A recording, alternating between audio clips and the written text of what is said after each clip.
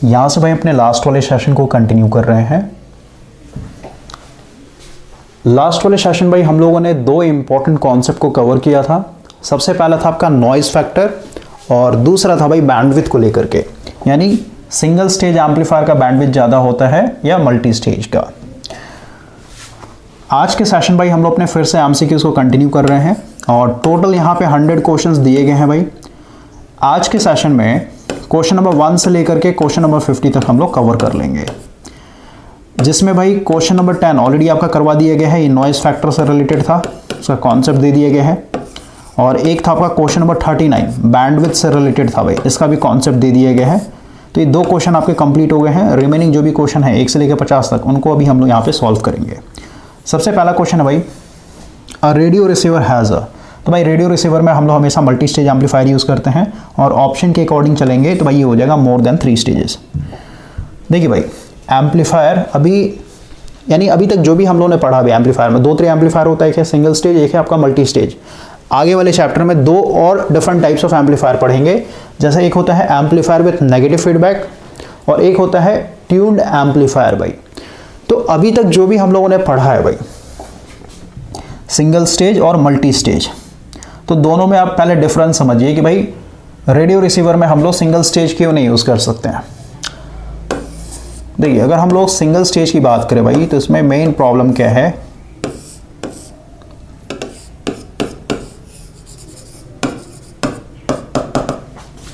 ये आपका भाई कपलिंग कैपेसिटर है, ये आपका आरसी है, ऊपर में वीसीसी लगा होता है और ये भाई आपका बाइसिंग के चलते रेजिस्टेंस लगे होते हैं। यहाँ पे आपका आरई हो जाएगा, यहाँ पे आपका बाईपास कैपेसिटर लगा होता है और इसको हम लोग सी बोलते हैं भाई। यहाँ पे हम लोग सिग्नल को कनेक्ट करने के लिए इनपुट कैपेसिटर के साथ कनेक्ट करते हैं, ये आपका सिग्नल होता है। सही बात है। तो सिंगल स्टेज में प्रॉब्लम क्या है भाई कि जो आपका सिग्नल है ये काफ़ी वीक होते हैं भाई। वीक कहने का मतलब क्या, मान लो मेरे पास एक वोल्टेज सिग्नल है तो भाई ये 1 मिली वोल्ट हो सकता है, फिर भाई आपका ये 0.5 मिली वोल्ट हो सकता है, तो सिग्नल काफ़ी वीक है भाई। अब ये जो ट्रांजिस्टर है इसका भले ही गेन ज़्यादा हो, जैसे भाई मान लेते हैं बीटा का मान यहाँ पे 100 दिया है भाई, तो क्योंकि सिग्नल ही यहाँ पे बहुत वीक है भाई, तो जब ये ट्रांजिस्टर इसको एम्पलीफाई करेगा तो जो आउटपुट मिलेगा ना वो ज़्यादा स्ट्रॉन्ग नहीं मिल पाता है हम लोग को। हम लोग को अगर बहुत ज़्यादा स्ट्रॉन्ग सिग्नल चाहिए तो भाई यहाँ पे हम लोग को मल्टी स्टेज यानी इसी तरीके का एक और स्टेज कनेक्ट करेंगे, फिर इसी तरीके का एक और, यानी कैस्केड में यानी सीरीज़ में भाई स्टेज बाय स्टेज एक तरीके से हम लोग कनेक्ट करते हैं, जिससे हम लोग का बनता है मल्टी स्टेज एम्पलीफायर। तो प्रैक्टिकल लाइफ में हम लोग हमेशा मल्टी स्टेज एम्पलीफायर यूज़ करेंगे, ठीक है भाई, क्योंकि सिग्नल काफ़ी वीक है ना, एक सिंगल ट्रांजिस्टर को ज़्यादा हाई एम्पलीफाई नहीं कर सकता भाई। और अगर हम यहाँ पे लोड की बात करें तो भाई मान लेते हैं क्योंकि रेडियो रिसीवर है भाई, तो मान लेते भाई कि हम लोग को म्यूज़िक सुनना है, तो म्यूज़िक सुनने के लिए यहाँ पे लोड क्या होगा, स्पीकर होगा भाई, और स्पीकर का जो रेजिस्टेंस होता है भाई वो 10 ओम होता है, ठीक है, 10 ओम हो गया, 15 हो गया, 20 ओम हो गया, है ना भाई। तो यहाँ पे जो आपके पास ये एम्पलीफाई करके जो सिग्नल देगा ना भाई वो सफिशिएंट नहीं होता इस लोड को चलाने के लिए, इसलिए हम लोग को हमेशा मल्टी स्टेज एम्पलीफायर यूज़ करना पड़ता है। मल्टी स्टेज में ऑलरेडी अगर मैथमेटिकली देखें भाई तो हम लोग का जो गेन है वो हर एक स्टेज का जो गेन और मल्टीप्लाई हो जाता है ना। ओके, इस सब पे बात किया हुआ है ऑलरेडी हम लोगों ने। आगे बढ़ते हैं, RC coupling is used for, तो भाई आरसी कपलिंग हम लोग हमेशा वोल्टेज एम्पलीफिकेशन के लिए यूज़ करते हैं, ठीक है भाई। और हमेशा ध्यान देना है कि भाई मल्टी स्टेज एम्पलीफायर में भाई स्टार्टिंग के 2 से 3 जो स्टेजेस होंगे, एक मिनट भाई डायग्राम ओपन करते हैं। देखिए स्टार्टिंग के 1 2 3 ये जो 3 स्टेज है भाई, इसमें देखिए RC coupled, RC coupled, RC coupled, और यहाँ पे हम लोगों ने सिग्नल कनेक्ट किया होता है भाई। तो स्टार्टिंग में हम लोग क्या करते हैं, जो सिग्नल है इसका वोल्टेज एम्पलीफाई करते हैं भाई, यानी स्टार्टिंग के जो 3 स्टेज हैं ये वोल्टेज एम्पलीफिकेशन के लिए यूज़ होगा। और जो लास्ट स्टेज होता है ना उसको हम लोग पावर स्टेज बोलते हैं भाई, वहाँ पे हम लोग ट्रांसफॉर्मर कपल्ड एम्पलीफायर यूज़ करते हैं, क्योंकि ट्रांसफॉर्मर के पास एक स्पेशल प्रॉपर्टी है ना भाई इम्पीडेंस मैचिंग करवाने का। अभी जस्ट मैंने यहाँ पे समझाया भाई, जैसे मान लेते हैं कि भाई ये आपका लास्ट स्टेज होता, तो लास्ट स्टेज है तो भाई यहाँ पे हम लोग ट्रांसफॉर्मर यूज़ करेंगे, ये इसका प्राइमरी वाइंडिंग हो जाएगा और ये इसका भाई सेकेंडरी वाइंडिंग हो जाएगा। ओके, मतलब अभी बस ओवरऑल समझिए ना भाई। तो यहाँ पे हम लोग टर्न रेशियो को मैच करवा के भाई, क्योंकि अगर यहाँ पे देखते हैं ना, इस पूरे एम्पलीफायर का खुद का जो इंटरनल इंपेडेंस होता है काफ़ी हाई होता है भाई, 10 किलो ओम करके होगा, फिर 10 kilo ohm, 15 kilo ohm, 20 kilo ohm ऐसे होता है। और जो आपका लोड है भाई, वो लोड तो एक तरीके स्पीकर है ना, स्पीकर कहना मतलब क्या, 20 ओम 15 ओम। तो अगर इसको सिंपल तरीके से समझे भाई, तो एक सीरीज सर्किट बना लेते हैं, ठीक है भाई। ये भाई मान लेते हैं हम लोग का सिग्नल के चलते रेजिस्टेंस आ रहा है, और ये मान लेते हैं एम्पलीफायर का खुद का एक तरीके से रेजिस्टेंस है भाई 10 किलो ओम, और यहाँ पे हम लोग का लोड एक तरीके से लगा हुआ है, और लोड भाई मान लेते हैं सिर्फ 15 ओम का है।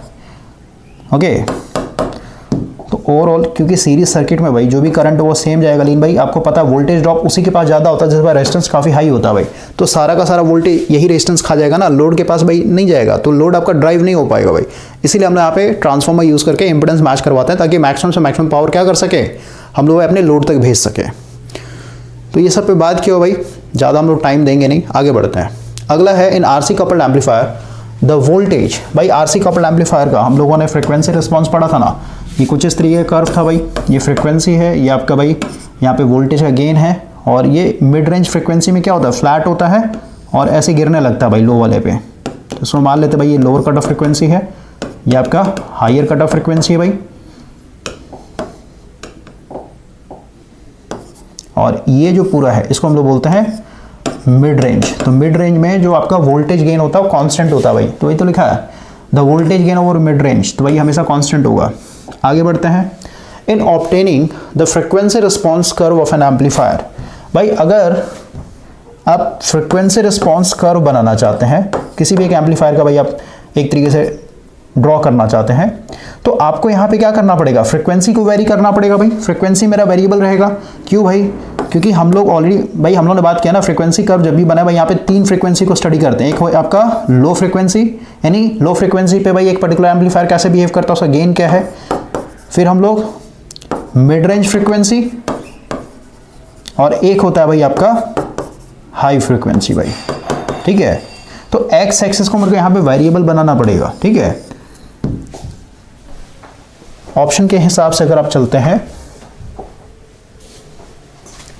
देखिए भाई इसका आंसर हो जाएगा 4th आंसर, ठीक है। ये जनरेटर का मतलब इसका पूरा नाम होता है फंक्शन जनरेटर भाई, इसको बोलते हैं फंक्शन जनरेटर। फंक्शन जनरेटर कहना मतलब क्या कि भाई एक डिवाइस होता है जिससे हम लोग अलग अलग तरीके के सिग्नल को जनरेट कर सकते हैं। तो जो भी मेरा फंक्शन जनरेटर भाई जो सिग्नल एक तरीके जनरेट करके दे रहा है, तो फंक्शन जनरेटर का जो आउटपुट होगा यानी इसका जो मैग्नीट्यूड होगा भाई, सिग्नल का जो मैग्नीट्यूड होगा भाई, मान लेते हैं मेरे पास एक साइन वेव है ना, तो इसका जो मैग्नीट्यूड होगा इसको कांस्टेंट रखते हैं भाई, हम लोग को सिर्फ उसके फ्रीक्वेंसी को वेरी करवाना होता है। क्लियर हो गया। तो ये भाई जनरेटर आउटपुट लेवल जो होगा हमेशा कांस्टेंट रहेगा, लेकिन इसके फ्रीक्वेंसी को हम लोग वेरी करेंगे। देखिए थोड़ा सा मैं आपको दिखा देता हूं।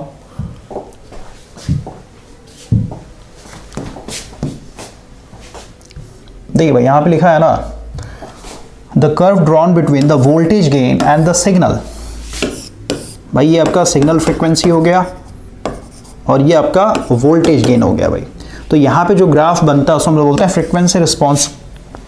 और इस ग्राफ को ड्रॉ करने के लिए लिखा ना, if the input voltage of an amplifier is kept constant. Input voltage कहना मतलब क्या भाई, जो भी फंक्शन जनरेटर से भाई मेरा सिग्नल जनरेट हो रहा है ना, उसके वोल्टेज को हम लोग कांस्टेंट रखते हैं, but it's frequency is varied भाई। फ्रीक्वेंसी को हम लोग वेरी करवाते हैं, पहले लो फ्रीक्वेंसी रखेंगे, फिर मिड फ्रीक्वेंसी, फिर हाई फ्रीक्वेंसी, तब जाकर के भाई आपका फ्रीक्वेंसी रिस्पॉन्स कर्व डिजाइन होता है, फिर भाई बनाया जाता है। अब डिपेंड करता है भाई, अगर आप आरसी कपल्ड की बात कर रहे हैं भाई, तो आरसी कपल्ड एम्पलीफायर का कुछ इस तरीके बनेगा।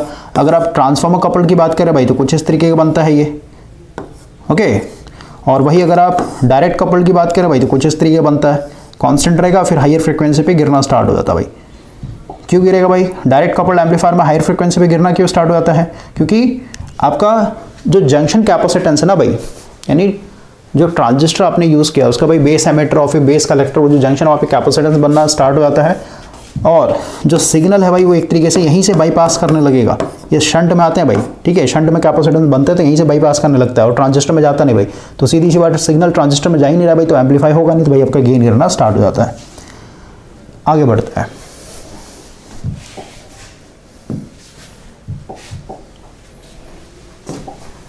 अगला क्वेश्चन है an advantage of RC coupling scheme. भाई आरसी कपलिंग का एडवांटेज क्या है, तो भाई ये इकोनॉमी होता है, मतलब सस्ता पड़ता है भाई। किसके मुकाबले सस्ता? किसी न किसी को एक रेफरेंस मान के चलना पड़ेगा ना भाई, क्योंकि 3 तरीके का हम लोगों ने मल्टी स्टेज एम्पलीफायर पढ़ा। एक है आपका आरसी कपल्ड, ट्रांसफार्मर कपल्ड, और एक आपका डायरेक्ट कपल्ड। तो भाई अगर ट्रांसफार्मर कपल्ड के हिसाब से कंपेयर करते हैं तो ट्रांसफार्मर काफ़ी महंगा है ना भाई। और आपको आरसी कपलिंग के लिए क्या चाहिए? सिर्फ और सिर्फ रजिस्टर चाहिए भाई, और एक कैपेसिटर चाहिए। ट्रांजिस्टर तो भाई दोनों में यूज़ हो रहा है ना, ट्रांसफार्मर कपल्ड में भी यूज़ हो रहा है और आरसी कपल्ड में भी यूज़ हो रहा है। तो जो चीज़ दोनों में कॉमन है उसको हम लोग कंपेयर नहीं करेंगे। हम लोग इसको बनाने के लिए सिर्फ रजिस्टर और कैपेसिटर यूज़ कर रहे हैं भाई। लेकिन ट्रांसफार्मर कपल्ड से अगर कंपेयर करते हैं तो भाई वहाँ पे हम लोग का ट्रांसफार्मर यूज़ हो रहा है, जो कि भाई काफ़ी महंगा होता है एज़ कम्पेयर टू एक रजिस्टर और एक कैपेसिटर के प्राइस के मुकाबले। क्लियर हुआ? तो ऑप्शन के हिसाब से देखना। इंपेडेंस मैचिंग इसमें होता नहीं भाई, और इंपेडेंस मैचिंग बहुत ही घटिया है ना, क्योंकि इसका यानी आरसी कपल्ड का खुद का इंटरनल इंपेडेंस बहुत ज़्यादा होता है। हाई एफिशिएंसी नहीं होगा भाई, क्योंकि यहाँ पे हम लोग बहुत सारा रजिस्टर यूज़ कर रहे हैं। अभी ये जो आपने बाइसिंग सर्किट के लिए भाई रेजिस्टेंस लगाया ना, यहाँ पे R1 हो गया, फिर यहाँ पे भाई R2 हो गया, यहाँ पे आपका बेस हो गया भाई। और ये तो सिर्फ मैंने एक स्टेज का दिखा है, फिर इसके आगे और भी स्टेज होंगे भाई, है ना, तो उसके भी रेजिस्टेंस ये सब होंगे भाई। तो इसमें नंबर ऑफ रजिस्टर बढ़ जाता है, और रजिस्टर कहीं पे भी कनेक्ट कर रहा है तो सीधी सी बात है भाई, वहाँ पे आपका पावर लॉस होते रहेगा।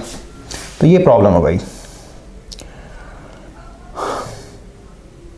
देखिए यहाँ पे ये आपका आरसी कपल्ड है 3 स्टेज का। देख ले कितना सारा रजिस्टर का, 1 2 3 4 5 है ना भाई। तो नंबर ऑफ रजिस्टर लग जाता है तो भाई इसका एफिशिएंसी हाई नहीं होता है।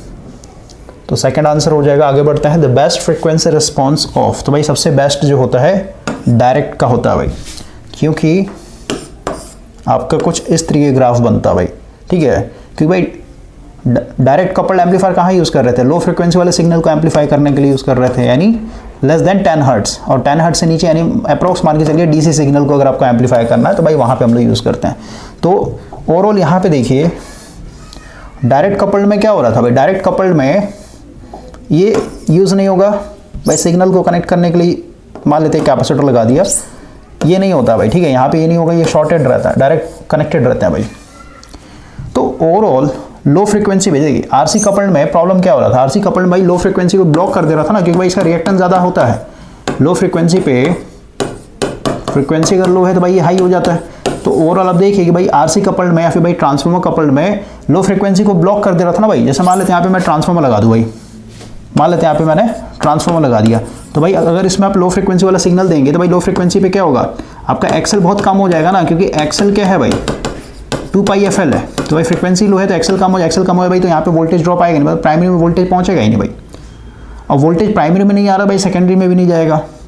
तो ट्रांसफार्मर कपल्ड और आरसी कपल्ड इनमें भाई लो फ्रीक्वेंसी सिग्नल ब्लॉक हो जा रहे थे, क्योंकि कैपेसिटर का भी शॉर्ट नहीं हो रहा था ना भाई यहाँ पे। तो अगर आपको बहुत ही एक्सट्रीम लो फ्रीक्वेंसी वाले सिग्नल को एम्पलीफाई करना है, खासकर आरसी कपल्ड या फिर ट्रांसफार्मर कपल्ड, तो भाई ये काम ही नहीं करेंगे, पूरा सिग्नल ब्लॉक कर देगा। ये कैपेसिटर, इतने सारे कैपेसिटर लगे हैं भाई, ये सभी ब्लॉक कर देते हैं। तो यहाँ पे हम लोग यूज़ करते हैं डायरेक्ट कपल्ड एम्पलीफायर, और डायरेक्ट कपल्ड एम्पलीफायर में क्या है, आपका जो 2 स्टेज है भाई इसको हम लोग डायरेक्ट यानी सॉलिड कनेक्ट करते हैं इस तरीके से वायर के थ्रू। तो यहाँ पे भाई कोई भी सिग्नल ब्लॉक नहीं हो रहा, कैपेसिटर ही हटा दिया ना यहाँ से हम लोगों ने, तो कोई भी सिग्नल यहाँ पे ब्लॉक होता नहीं है। तो लेस देन 10 हर्ट्ज के भी सिग्नल इजीली एक स्टेज से दूसरे स्टेज में जंप करते हैं भाई। क्लियर हो गया? तो वही चीज़ यहाँ बता रहा हूँ भाई कि लो फ्रिक्वेंसी पे यानी जब फ्रिक्वेंसी मेरा भाई ये 0 हर्ट्ज है तो भाई आगे जैसे बढ़ेंगे तो ये कांस्टेंट जाता है, क्योंकि भाई कोई सिग्नल ब्लॉक नहीं हो रहा, सारा सिग्नल ट्रांजिस्टर में जा रहा है और एम्पलीफाई होते जा रहा है। लेकिन हायर फ्रिक्वेंसी पे जब आएंगे ना भाई, तो हायर फ्रिक्वेंसी पे क्या होगा, ये गेन गिरना स्टार्ट हो जाएगा। क्यों? क्योंकि हायर फ्रिक्वेंसी पे ट्रांजिस्टर के अंदर जो है आपका जंक्शन कैपेसिटेंस बनना स्टार्ट हो जाता है, जो कि शंट में आता है और सिग्नल को भाई बाईपास कर देता है। ठीक है, तो ये सब पे बात किया था भाई हम लोगों ने। आगे बढ़ते हैं। अगला है transformer coupling is used for, तो भाई इसको हम यूज करते हैं पावर एम्पलीफिकेशन के लिए। ठीक है ना भाई, इंपेडेंस मैच करवा करके मैक्सिमम पावर एक तरीके से। और याद रखना है कि भाई ट्रांसफार्मर कपलिंग में हम लोग हमेशा स्टेप डाउन ट्रांसफार्मर यूज करते हैं भाई। स्टेप डाउन ट्रांसफार्मर यूज कर रहे हैं, इसका मतलब क्या हुआ कि भाई यहां पे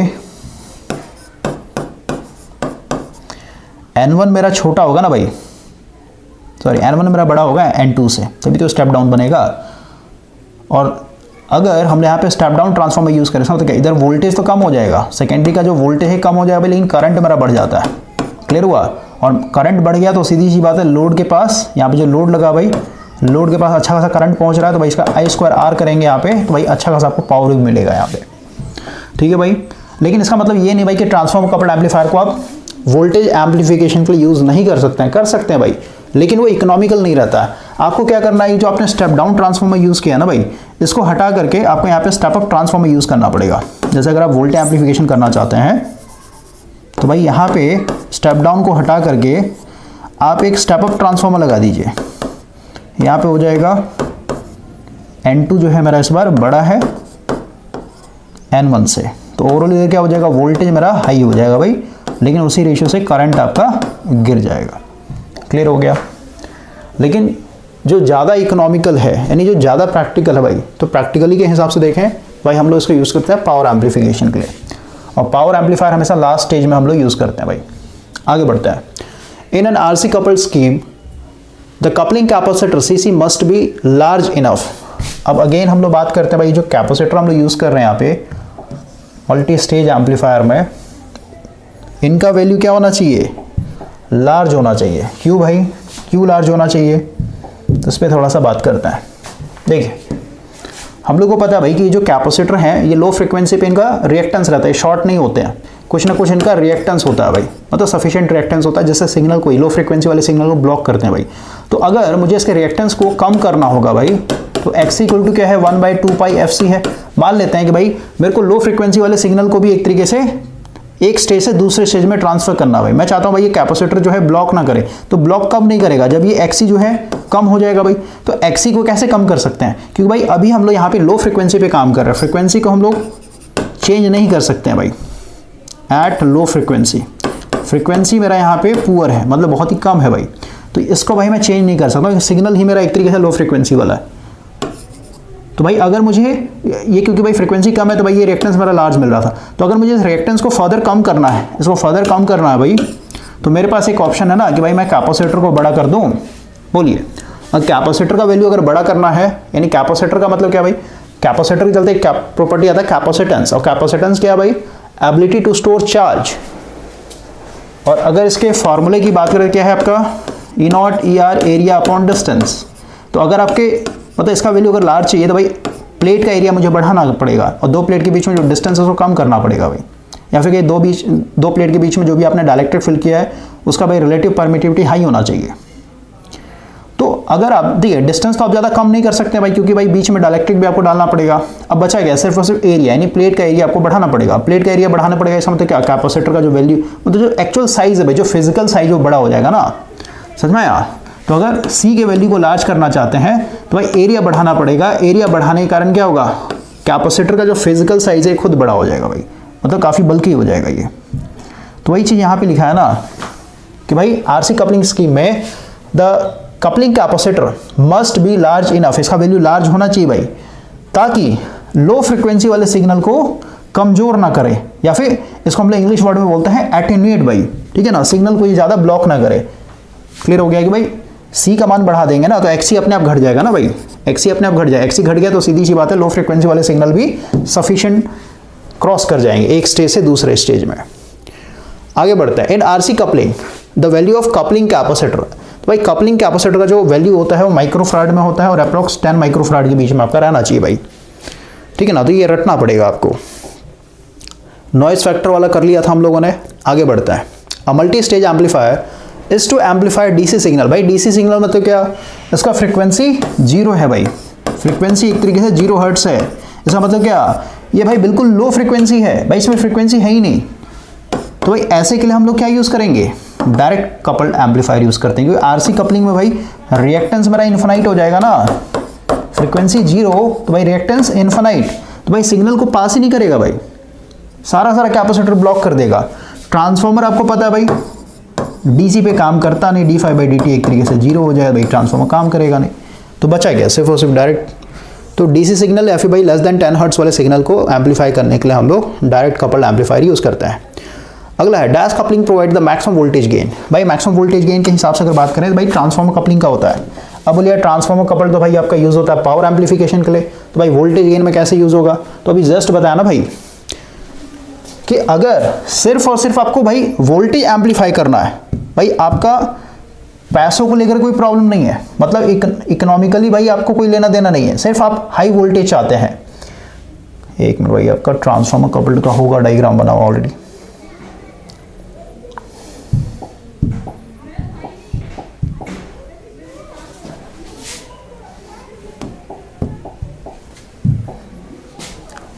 तो वहां पे आप स्टेप डाउन ट्रांसफार्मर को हटा करके आप एक स्टेप अप ट्रांसफार्मर लगा दीजिएगा ना। यहाँ पे देखिए, ये आपका ट्रांसफार्मर कपल्ड है भाई, तो यहाँ पे आप क्या कीजिए, ये स्टेप डाउन ट्रांसफार्मर, इसको हटा करके एक स्टेप अप ट्रांसफार्मर लगा दीजिए। तो स्टेप अप लगाते हैं क्या होगा भाई, यहाँ का मतलब N2 मेरा बड़ा हो जाएगा N1 से, तो इस केस में इधर जो भी वोल्टेज होगा भाई उसको टर्न रेशियो के हिसाब से एम्पलीफाई करके आपको आउटपुट में दे देगा। क्लियर हो गया। तो अगर सिर्फ और सिर्फ आपका मकसद है हाई वोल्टेज, मतलब भाई वोल्टेज एम्पलीफाई करना, पैसों को लेकर के कोई प्रॉब्लम नहीं है, इकोनॉमिकली आपको सोचना नहीं भाई, तो वहां पे हम लोग ट्रांसफॉर्म कपल यूज करके, in step up transform use करके भाई अच्छा खासा वोल्टेज गेन अचीव कर सकते हैं। और उसका वोल्टेज गेन क्या होगा, आपका जो आरसी कपल्ड एम्पलीफायर है उससे भी हाई हो जाएगा। तो ऑप्शन के अकॉर्डिंग चलना होता है भाई, लिखा ना भाई, dash coupling provide the maximum voltage gain, maximum की बात हो रही है भाई, तो ट्रांसफॉर्मर कपल्ड हम लोग यूज करेंगे। और वही अगर यहाँ बोलता है भाई मैक्सिमम पावर ट्रांसफर करने के लिए, तब भी भाई हम लोग ट्रांसफॉर्मर कपल्ड ही यूज करते हैं, क्योंकि वहां पे फिर इंपेडेंस मैचिंग, यानी ट्रांसफॉर्मर का जो एप्लीकेशन है इंपेडेंस मैचिंग का, उसको यूज करके, यानी स्टेप डाउन ट्रांसफॉर्मर यूज करके भाई हम लोग मैक्सिमम पावर भेजते हैं लोड के पास। आगे बढ़ते हैं। In practice voltage gain is expressed in, तो भाई वोल्टेज गेन को हम लोग डीबी में यूज करते हैं भाई, क्योंकि वोल्टेज गेन का जो वैल्यू होता है काफी बड़ा होता है ना, 1 लाख 2 लाख 5 लाख, तो भाई हर जगह उसको लिखना पॉसिबल नहीं है, या फिर एक जीरो भी अगर आपका मिस हुआ था भाई तो एरर आ जाएगा उसमें। क्लियर है। तो इसलिए हम लोग इसको छोटे फॉर्म में कन्वर्ट करके करते हैं भाई, जिसको हम लोग बोलते हैं डीबी। और डीबी में कन्वर्ट करना है तो भाई इसका फॉर्मूला आपको पता है, ये होता है 20 इंटू लॉग बेस 10, यहाँ पे हो जाएगा V2 बटा V1, या फिर इसी को हम लोग बोलेंगे नॉर्मल जो गेन होता है आपका, यूनिटलेस वाला जो गेन उसको लिखते हैं भाई, तो सीधे लिखते हैं V2 बटा V1। वही अगर आपको करंट गेन चाहिए भाई डीबी में, तो 20 इंटू लॉग बेस 10, और यहाँ पे होता है आपका करंट गेन यानी I2 बटा I1। और अगर आपको पावर गेन चाहिए भाई, तो पावर गेन के लिए यहाँ पे 10 यूज़ करते हैं, 10 ये सब सारा प्रूफ करवा रखा भाई, 10 इंटू लॉग बेस 10, और यहाँ पे हो जाएगा आपका P2 बटा P1 भाई, ये पावर गेन है डीवी में। ठीक है भाई, पावर गेन इन डीवी, और ये है आपका करंट गेन भाई, ठीक है, करंट गेन इन डीवी। आगे बढ़ते हैं भाई।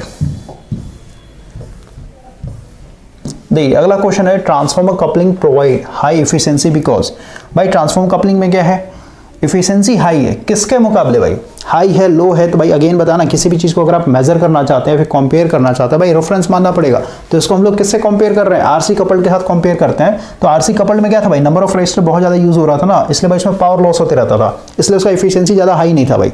लेकिन ट्रांसफॉर्मर कपल्ड में क्या है, आपका जो नंबर ऑफ रजिस्टर है वो कम हो गया ना भाई।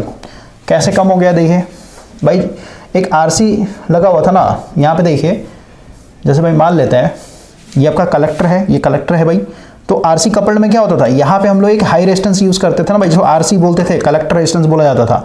तो भाई इसको हम लोगों ने यहाँ पे रिमूव कर दिया ना, यहाँ पे हम लोगों ने क्या कर दिया, वाइंडिंग लगा दिया भाई, प्राइमरी वाइंडिंग। और ये प्राइमरी वाइंडिंग का भाई, क्योंकि यहाँ पे हम लोग को इंडक्टेंस ज़्यादा चाहिए ना भाई, जैसे कोई भी इंडक्टर है तो इंडक्टर को भाई हम लोग अगर इक्विवेलेंट सर्किट डायग्राम में दिखाएं तो उसका L होगा, उसका एक इंटरनल रेजिस्टेंस होता है भाई। इस वाइंडिंग को हम लोग दिखाएंगे तो ऐसे दिखा सकते हैं, तो इसका वैल्यू ज़्यादा होता है एज कम्पेयर टू रेजिस्टर भाई। तो यहाँ पे जो रेजिस्टेंस का वैल्यू बहुत कम है, किसके मुकाबले, एज आरसी के मुकाबले भाई, क्योंकि भाई आरसी कपल्ड में यहाँ पे हम लोग का एक रजिस्टर लगता है ना, जिसको आरसी बोलते थे भाई, कलेक्टर रेजिस्टेंस, इसका वैल्यू लार्ज होता था भाई, 5 kilo ohm, 10 kilo ohm, 15 kilo ohm.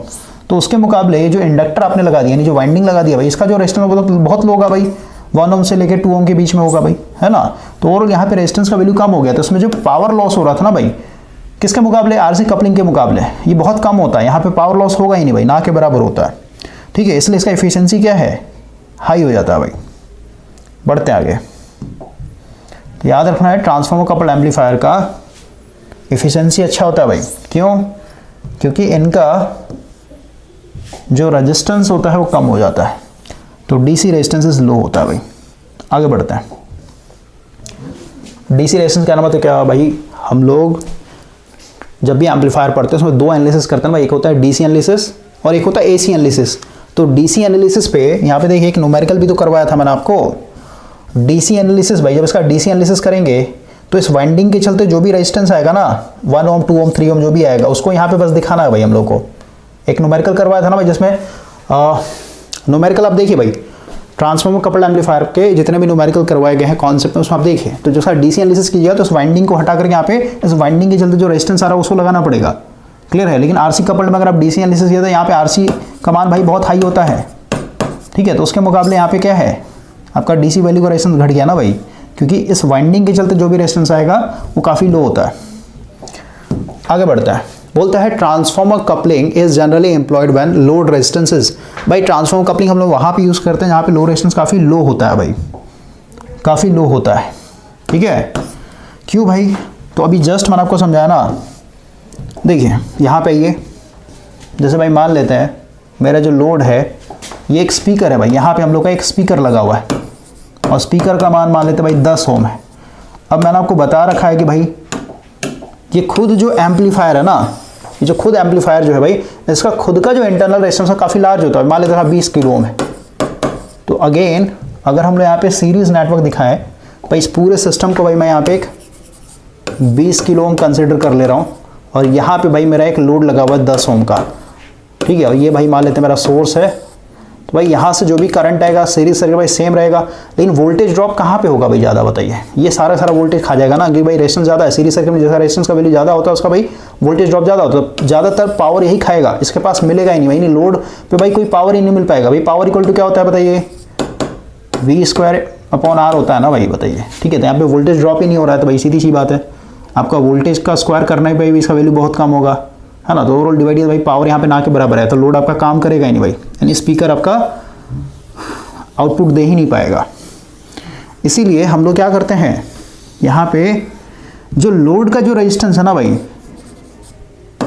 ये जो 10 ओम है इसको हम लोग क्या करते हैं, इसको भाई 10 किलो ओम के बराबर बनाने की कोशिश करेंगे। मतलब जो भी आपका एम्पलीफायर के चलते जो रेजिस्टेंस है ना उसके बराबर हम लोग बनाते हैं भाई, स्टेप डाउन ट्रांसफार्मर और टर्न रेशियो मैच करवा के। हमेशा ध्यान देना है कि भाई जब देखिए बेसिक इलेक्ट्रिकल में जब आप थ्योरम पढ़ेंगे भाई, नहीं नेटवर्क के अंदर जो थ्योरम पढ़ना होता है उसमें लोग पढ़ते हैं ना मैक्सिमम पावर ट्रांसफर थ्योरम। तो मैक्सिमम पावर ट्रांसफर थ्योरम क्या कहता है कि भाई ये मान लेते हैं आपका इंटरनल रेजिस्टेंस है सोर्स का, और ये भाई मान लेते हैं हम लोग का लोड RL है भाई। तो यहाँ पे ध्यान देना है कि भाई पावर ट्रांसफर करने के लिए, नहीं मैक्सिमम पावर अगर आपको यहाँ पे भेजना है तो भाई हम लोग लोड को, देखिए इंटरनल रेजिस्टेंस मेरे हाथ में नहीं भाई, इंटरनल रेजिस्टेंस को मैं छेड़छाड़ नहीं कर सकता हूँ, समझ में आया। तो हम लोग को हमेशा लोड रेजिस्टेंस को इंटरनल रेजिस्टेंस के बराबर बनाना पड़ता है। इसको इसके बराबर बनाएंगे, समझ में आया। लैंग्वेज को पकड़िए भाई, हम लोग सिर्फ और सिर्फ लोड रेजिस्टेंस को इंटरनल रेजिस्टेंस के बराबर बनाने की कोशिश करते हैं इम्पीडेंस मैचिंग करवा करके। कभी भी ऐसा नहीं बोलना है भाई कि हम लोग इंटरनल रेजिस्टेंस को लोड रेजिस्टेंस के बराबर बनाते हैं, नहीं भाई, ये मेरा फिक्स रहता है, इसको आप छेड़छाड़ नहीं कर सकते हैं भाई, समझ में आया। तो लैंग्वेज को पकड़िए, दोनों अलग अलग लाइन है।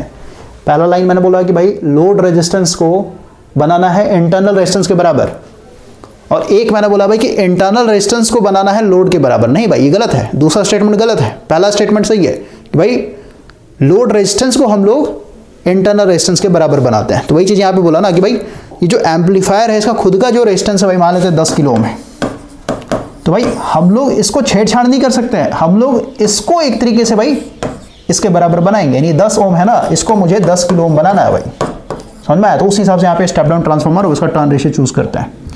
आगे बढ़ते हैं,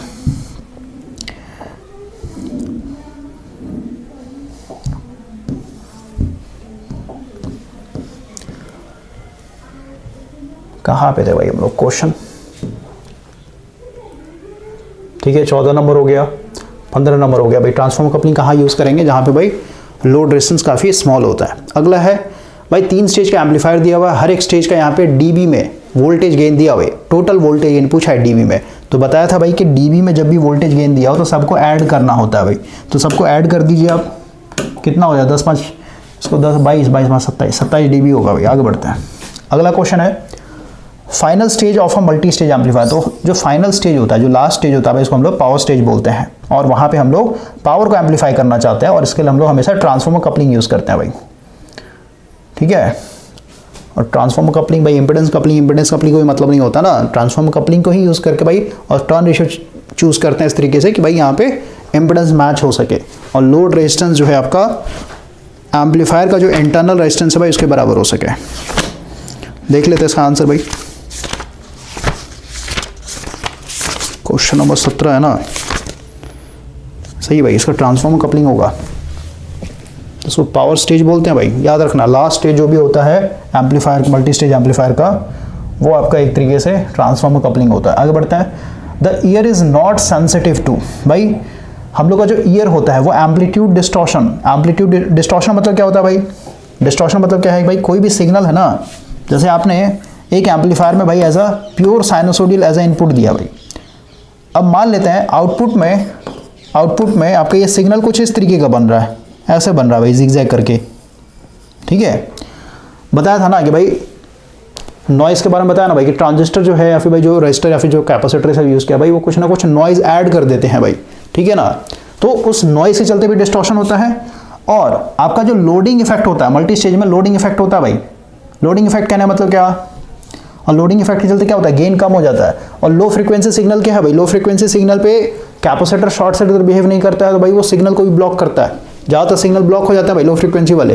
तो आउटपुट में क्या मिलेगा? ये इस तरीके का नहीं मिलेगा भाई, कुछ ना कुछ इसमें डिस्टॉर्शन देखने को मिलता है। तो दो तरह डिस्टॉर्शन होता है, एक है इसमें एम्पलीट्यूड डिस्टॉर्शन और एक है फ्रीक्वेंसी डिस्टॉर्शन भाई।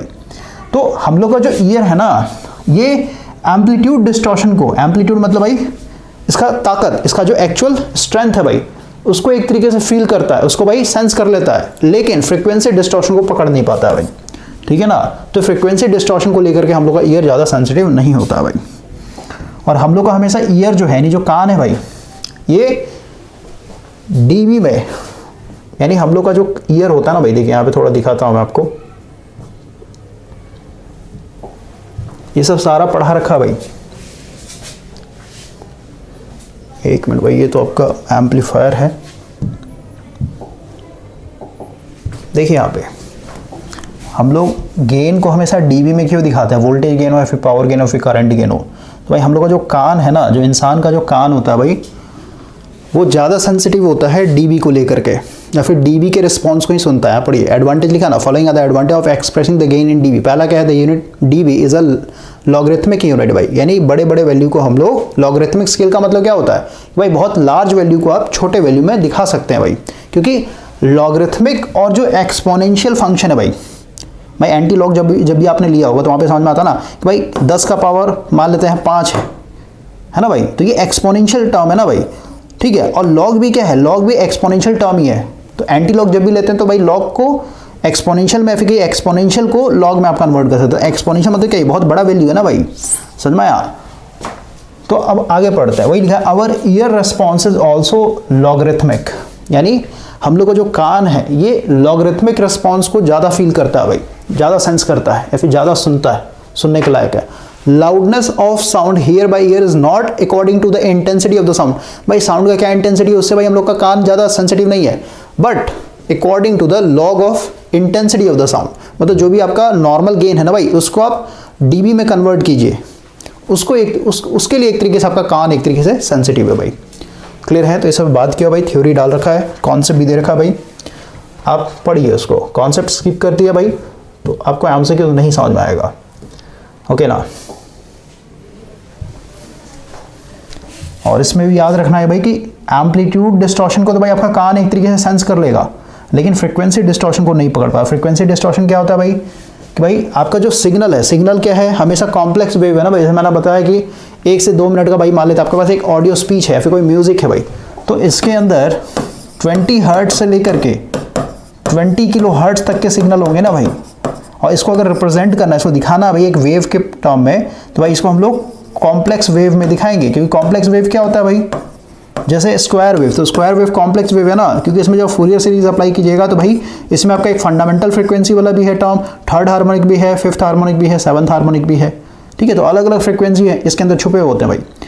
तो ये जो आपका म्यूजिक है 20 हर्ट्ज से लेकर 20 किलो हर्ट्ज तक, तो इसको हम लोग जब भी वेव फॉर्म में दिखाना चाहते हैं तो भाई इसको कॉम्प्लेक्स वेव बोलेंगे, क्योंकि इसी के अंदर क्या है, मल्टीपल फ्रीक्वेंसीज छुपे होते हैं भाई। लो फ्रीक्वेंसी भी है, हाई फ्रीक्वेंसी भी है, ठीक है, मिड रेंज फ्रीक्वेंसी भी है। तो फ्रीक्वेंसी डिस्टॉर्शन का मतलब क्या है कि भाई जब आपने इस 1 से 2 मिनट के ऑडियो सिग्नल को जब एम्पलीफायर में एम्पलीफिकेशन के लिए डाला भाई, तो जो लो फ्रीक्वेंसी सिग्नल्स के अंदर होगा ना वो तो भाई ज़्यादातर ब्लॉक हो जाएगा ना, कैपेसिटर उसको ब्लॉक कर देगा। कैपेसिटर जो है भाई इसको ब्लॉक करेगा कि भाई उन लो फ्रीक्वेंसी सिग्नल के लिए जो कैपेसिटर के चलते जो रिएक्टेंस आ रहा है हाई हो जाता है और वो जाने नहीं देगा भाई। तो ज़्यादातर सिग्नल ब्लॉक हो गया तो आगे जो भी गया भाई वही आपका आउटपुट में दिखाई देगा ना। तो कुछ फ्रीक्वेंसीज वाले सिग्नल आउटपुट में मिलते हैं और कुछ फ्रीक्वेंसी वाले सिग्नल एब्सेंट हो जाते हैं भाई, क्योंकि कैपेसिटर उसको ब्लॉक कर देता है। और हाई फ्रीक्वेंसी में भी तो सेम होगा। हाई फ्रीक्वेंसी के लिए भाई बताया था ना बैंडविड्थ ये सब, ठीक है, फ्रीक्वेंसी रिस्पॉन्स आप देखिए सारा चीज़ पढ़ा दिया मैंने। आगे बढ़ता है तो वही है भाई, फ्रीक्वेंसी डिस्टॉर्शन मतलब क्या है भाई कि जो भी आपने 100% इनपुट दिया है वो आपको भाई आउटपुट में नहीं मिलेगा, उसमें कुछ ना कुछ फ्रीक्वेंसीज मिसिंग होंगे भाई, क्योंकि एम्पलीफायर जो उनको ब्लॉक कर देता है भाई। अगला है RC coupling is not use to amplify extremely low frequency signal. भाई बताया था आरसी कपलिंग में प्रॉब्लम क्या है लो फ्रीक्वेंसी में कि भाई रिएक्टेंस मेरा बहुत लार्ज हो जाता है, और रिएक्टेंस लार्ज हो गया तो भाई वो सिग्नल पास ही नहीं कर, मतलब कैपेसिटर उसको जाने नहीं देगा ना भाई, समझे। अब कैपेसिटर जाए मतलब सिग्नल जा ही नहीं रहा है भाई, तो ट्रांजिस्टर को एम्पलीफाई कैसे कर पाएगा, पॉसिबल ही नहीं है, ठीक है। तो एक तो ये प्रॉब्लम है। तो इससे बचने के लिए भी जस्ट बताना भाई कि रिएक्टेंस लो फ्रीक्वेंसी पे रिएक्टेंस मेरा हाई हो गया तो भाई सीधी सी बात है, अगर मुझे रिएक्टेंस को किसी तरीके से कम करना, मैं जिद्दी हूँ भाई, मान लेते हैं कि भाई मुझे आरसी कपल एम्पलीफायर को ही यूज़ करके इस लो फ्रीक्वेंसी वाले सिग्नल को एम्पलीफाई करना है, तो भाई मेरे पास एक और मेथड है ना यहाँ पे, दूसरा मेथड यहाँ पे कैपेसिटर भी तो है भाई। एक्स इक्वल टू अभी जस्ट बताया ना 1/2 पाई एफ सी होता है। तो भाई ये तो मेरे हाथ में है नहीं, ये तो लो है सिग्नल के चलते, ये कांस्टेंट है अपने आप में, अब बचा क्या है सी। तो भाई अगर मुझे इसको लो करना है तो भाई मुझे सी को बढ़ाना पड़ेगा, और सी को अगर आप बढ़ाना चाहते हो भाई तो दो प्लेट के बीच में जो एरिया उसको कम करना पड़ेगा, जो डिस्टेंस है कम करना पड़ेगा, और कैपेसिटर का जो प्लेट है भाई इसका एरिया बढ़ाना पड़ेगा, ठीक है। तो वही है कि भाई electrical size of coupling capacitor become very large. किस केस में, जब आप एक्सट्रीमली लो फ्रीक्वेंसी सिग्नल को एम्पलीफाई करना चाहते हैं, किसके थ्रू, आरसी कपलिंग के थ्रू भाई।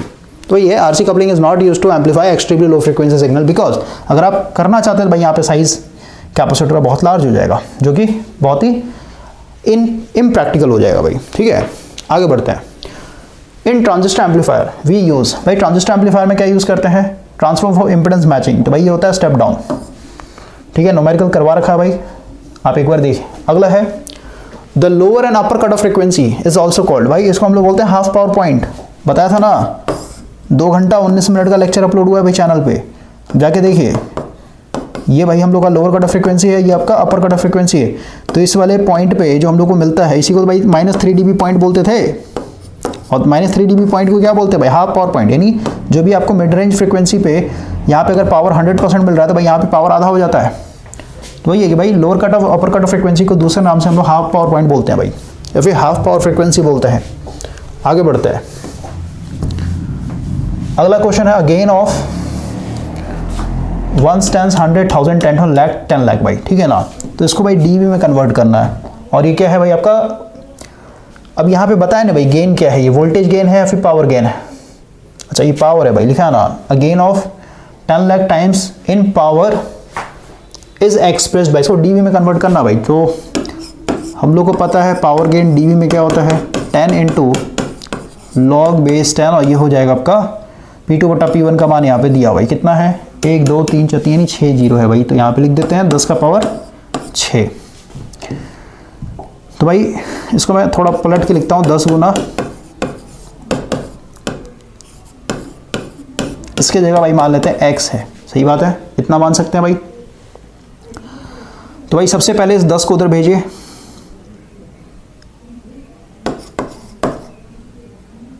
एक मिनट रुक जाइए,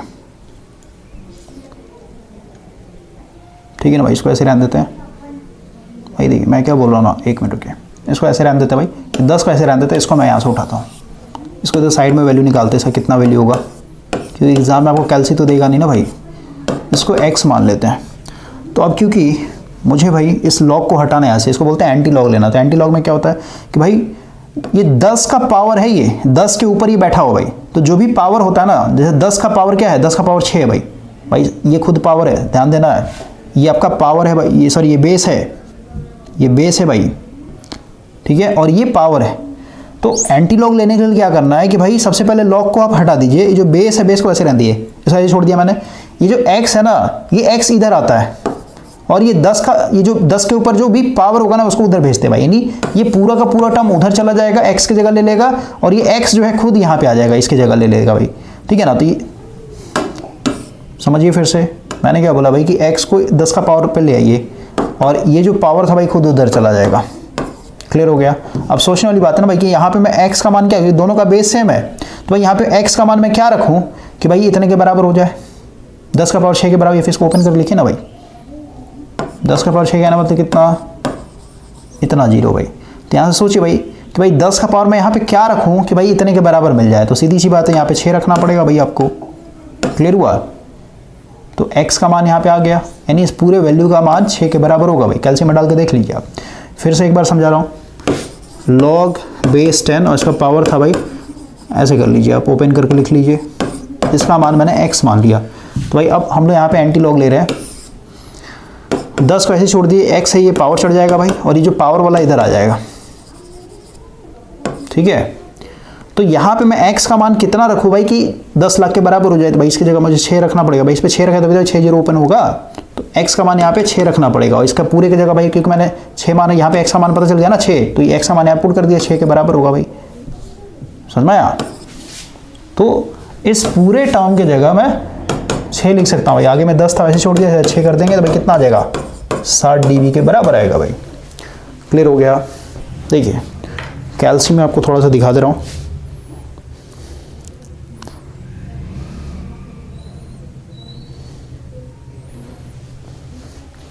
देखिए भाई यहाँ पे हम लोग कितना था, लॉग लिख दिया, मतलब इसमें बेस 10 आ गया भाई ऑलरेडी, ठीक है ना।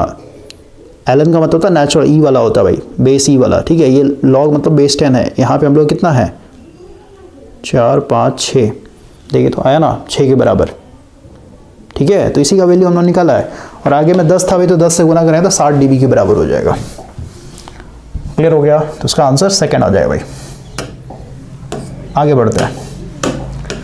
अगला क्वेश्चन है gain of 1000 times in a voltage. भाई वोल्टेज गेन को इस बार डीबी में कन्वर्ट करना है, यानी V2 बटा V1 का मान यहाँ पे दे रखा है 1000, ठीक है भाई। ये नॉर्मल गेन बोलते हैं इसको। अब इसको डीबी में कन्वर्ट करना है, तो भाई वोल्टेज गेन जो होता है डीबी में 20 इंटू लॉग बेस 10 और इसका पावर हो जाएगा 1000 भाई, ठीक है। तो इसकी जगह x मान लेते हैं, मतलब क्या है भाई ये मुझे बताना है, x मत मानिए, यहाँ पे इक्वल टू का साइन दे दीजिए भाई। 20 है, इसको ऐसे रहने दीजिए।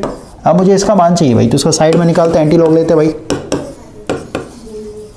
इक्वल टू x मान लेते हैं। तो 10 को ऐसे रहने दीजिए, x इस पर पावर चढ़ जाएगा और ये जो पावर था भाई इधर आ जाएगा। तो भाई x का मान यहाँ पे मैं क्या रखूँगा भाई 1000 के बराबर, तो x का मान यहाँ पे 3 रखना पड़ेगा, यानी पूरे का मान यहाँ पे 3 लिख देंगे भाई, यानी इस पूरे का मान 3 आ गया। यहाँ पे डाल दीजिए, कितना हो जाएगा 60 dB के बराबर होगा भाई, ठीक है। 60 dB के बराबर होगा। इसका आंसर देख लेते हैं एक बार भाई। ऐसा सही है, बिल्कुल सही है। 22 नंबर का भी 60 आ रहा है, सही है, और 23 नंबर का भी 60 dB आ रहा है, बिल्कुल सही है। आगे बढ़ते हैं। अगला क्वेश्चन भाई इंपॉर्टेंट है, बोलता है 1 dB correspond to change in a power level. मतलब भाई अगर जैसे मान लेते हैं आप म्यूजिक सुन रहे हैं भाई, मतलब आपने भाई एक होम थिएटर खरीद के लाया और आप म्यूजिक सुन रहे हैं, और मान लेते हैं अभी म्यूजिक यानी जो आपका लाउडनेस है ना भाई, लाउडनेस का मतलब क्या, जैसे आप होम थिएटर खरीदते हैं भाई, तो उसका पावर रेटिंग होता है ना 400 वोट का है, 600 वोट का है, 1000 वोट का है भाई। वूफर जो यूज़ कर रहे हैं आप उसका भाई रेटिंग होता है, ठीक है, कितना पावर तक वो झेल सकता है। तो यहाँ पे हम लोग बात कर रहे हैं भाई केस 1 में, मान लेते हैं मेरा जो अभी होम थिएटर है, मान लेते भाई ये अभी 1 dB पावर पे एक तरीके से ऑपरेट हो रहा है भाई, या फिर इसको मान लेते हैं 100 dB पे, ठीक है। वॉल्यूम ज़्यादा कर रखा है आपने भाई, 100 dB पावर गेन पे भाई अभी ऑपरेट हो रहा है। अब बोलता है भाई 1 dB कॉरस्पॉन्ड टू, भाई अगर 100 से 101 dB पे आते हैं, मतलब वो यहाँ पे कितना हो रहा है, चेंज कितना हो रहा है भाई, 1 dB का चेंज हो रहा है ना। तो 1 dB का अगर चेंज करते हैं यहाँ पे, मतलब 100 dB से अगर 101 dB पे आते हैं भाई, तो यहाँ पे आपको बताना है भाई पावर लेवल परसेंटेज में कितना चेंज होगा, ठीक है। ये 1 dB जो है कितने % पावर के बराबर है भाई, ये आपको बताना है। तो पहले आप देखिए, हम लोग को पता है 10 इंटू लॉग बेस 10 यहाँ पे होता है P2/P1, यही फॉर्मूला है ना भाई पावर गेन का डीबी में, क्लियर है। तो भाई मैंने बोला कि अभी यानी केस वन में इसका मान मेरे पास अभी कितना है 100 dB है भाई, क्लियर हो गया। या फिर ऐसे भी नहीं समझना, बिल्कुल बेसिक तरीके समझाता हूँ, देखिए बिल्कुल बेसिक तरीके समझाता हूँ भाई। मान लेते हैं केस वन में अभी जो पावर गेन है, नॉर्मल पावर गेन जो है भाई, यानी P2/P1 का मान लेते हैं भाई आपका 100 है, ठीक है। यूनिट लेस क्वांटिटी तो वॉट कट जाएगा, तो भाई यूनिट लेस क्वांटिटी होता है नॉर्मल गेन। अब इसको सबसे पहले डीबी में कन्वर्ट करते हैं भाई, ठीक है ना। यानी अभी ये आपका होम थिएटर मतलब ये चल रहा है भाई, और अभी 100 गेन मतलब 100 पावर गेन आपको मिल रहा है, ठीक है। अब जो भी लाउडनेस है उससे हम लोग कोई मतलब नहीं रहा। अब इसको थोड़ा डीबी में कन्वर्ट करते हैं कि भाई नॉर्मल गेन को पहले हम लोग डीबी में कन्वर्ट करते हैं भाई, कितना आ जाएगा, ये हो जाएगा 10 × log बेस 10, और यहाँ पे हो जाए P2/P1 का मान 100। तो अभी जस्ट बताया 10 वैसे रहने दीजिए, इसका वैल्यू साइड में निकालिए। log बेस 10 का पावर 100 है इक्वल टू x मान लिया भाई, तो 10x इधर आ जाएगा, तो ये 100 ऊपर चला जाए भाई। x का मान कितना रखें भाई कि 100 के बराबर हो जाए, यहाँ पे 10 का पावर x है ना, तो भाई यहाँ पे x का मान कितना रखें भाई, 2 रखना पड़ेगा ना मुझे, यहाँ पे 2 रखेंगे तभी तो भाई ये 100 के बराबर होगा। यानी x का मान यहाँ से मुझे पता चल गया भाई 2 के बराबर, ये पूरे टर्म का वैल्यू मुझे 2 मिल गया भाई। तो यहाँ पुट करते हैं, कितना आ जाएगा आपका 20 dB भाई। यानी ये जो आपका 100 पावर गेन था इसको हम लोग 20 dB भी बोल सकते हैं भाई, क्लियर है। अब मान लेते हैं भाई केस 2 में आते हैं। अब मान लेते हैं भाई कि आपका कोई फ्रेंड आ गया और आपने भाई वॉल्यूम और बढ़ा दिया, कितना बढ़ा दिया वॉल्यूम, 1 dB और इंक्रीज कर दिया भाई। पहले कितने पे बज रहा था 20 dB पे, अब कितना बढ़ा दिया 1 dB और बढ़ा दिया, यानी अब जो है आपका 21 dB हो गया ना भाई, समझ गए, क्लियर है। चेंज कितना किया, पहले 20 dB पे था, अब 21 dB भाई, तो चेंज कितना हुआ यहाँ पे, चेंज इन dB कितना 1 dB के बराबर ही हुआ ना भाई, समझ में आया। तो कंपेयर कर लेते हैं भाई, इसको कंपेयर कर लेते हैं हम लोग। सबसे पहले 21 dB का भाई नॉर्मल वैल्यू निकालते हैं। अभी जो है हम लोग का ये आपका 10 × log बेस 10 P2/P1, ठीक है। इसका वैल्यू मुझे पता है, अभी 21 dB पे जा रहा है भाई, ये P2/P1 है। सबसे पहले ये 10 को मैं इधर लेके आता हूँ भाई, कितना हो जाएगा 2.1, 10 नीचे आया भाई 2.1 बोल सकते हैं। तो हो जाएगा log, यहाँ पे बेस 10 होगा P2/P1। इसको थोड़ा सा फ्लिप करके लिखते हैं, log बेस 10, इसका पावर है भाई P2/P1 इक्वल टू 2.1 के बराबर है। तो एंटी लॉग ले लेते हैं भाई, लॉग को हटाना तो क्या करेंगे, ये जो है यहाँ पे x में रखते थे ना हम लोग केस में, जो अभी सीखा भाई वहाँ पे x होता था, लेकिन यहाँ पे आपका वैल्यू दे रखा है 2.1, तो इधर आएगा तो क्या होगा 10 का पावर 2.1 हो जाएगा, और ये कितना हो जाएगा इधर आएगा ये P2/P1 हो जाएगा भाई, क्लियर है। तो ये तो मुझे चाहिए P2/P1 कितना आ रहा है 21 dB पे, तो 10 का पावर 2.1 कीजिए, तो ये कैल्शियम में निकालते हैं इसका वैल्यू कितना आता है।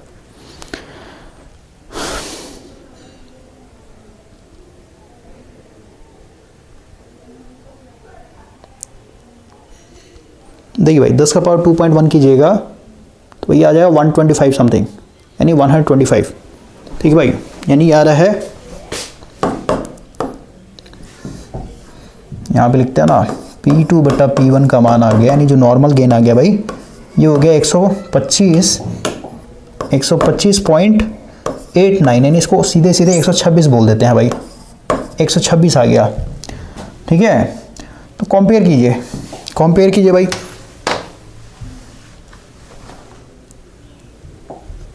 फर्स्ट केस में मेरा नॉर्मल गेन कितना था 100 था भाई, तो 100 यानी अपने आप में 100% था भाई। अब भाई मुझे 126 का निकालना, तो 1 पे पहले निकालते हैं 100% डिवाइडेड बाय 100, और मुझे निकालना है 126 का भाई।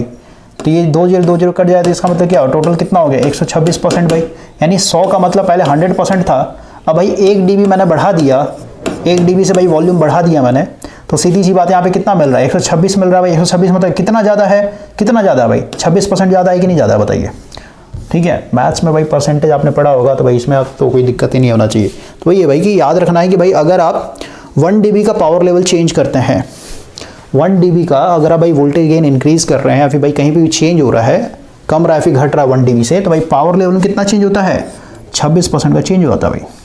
उसी तरीके से अब यहाँ पे वोल्टेज लेवल का बताया भाई कि अगर वोल्टेज लेवल में यानी वोल्टेज हो या फिर करंट लेवल में अगर 1 dB का चेंज करते हैं तो भाई कितने के बराबर होता है, तो ये होता है भाई 12 dB के बराबर, यानी 12% के बराबर। कैसे, इसको भी देखते हैं।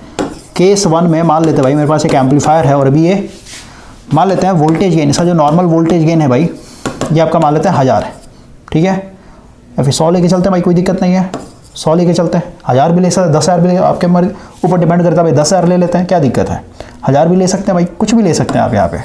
तो भाई इसको पहले नॉर्मल डीबी में कन्वर्ट कीजिए। डीबी इक्वल टू कितना हुआ 20 इंटू लॉग बेस 10, यहाँ पे भाई V2/V1 का मान दे रखा है 10,000, तो भाई 20 को वैसे छोड़ दिए, इसके जगह मुझे पहले वैल्यू बताइए, तो ये हो जाएगा 10,000 इक्वल टू एक्स, तो भाई ये हो जाए 10 का पावर x इक्वल टू 10,000। तो भाई यहाँ पे मुझे x का मान कितना रखना पड़ेगा भाई 10,000 के बराबर मिल जाए, तो भाई मुझे यहाँ पे 4 रखना पड़ेगा इसका वैल्यू। एक मिनट भाई एक और पेन लेते हैं,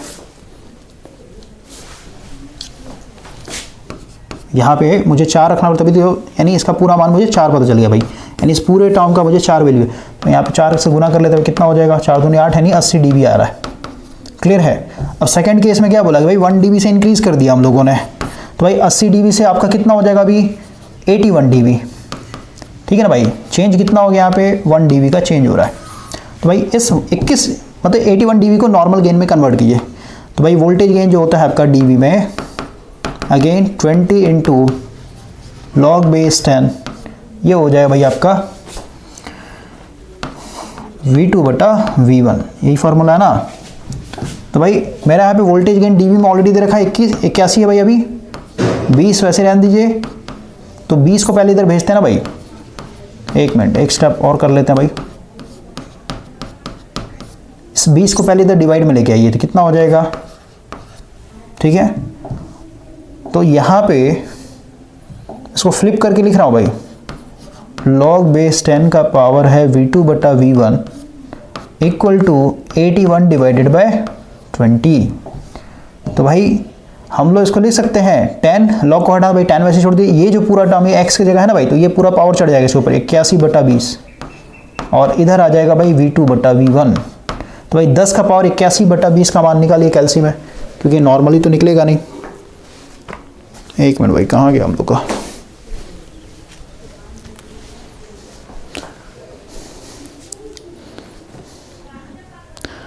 देखिए भाई 10 का पावर है 81/20,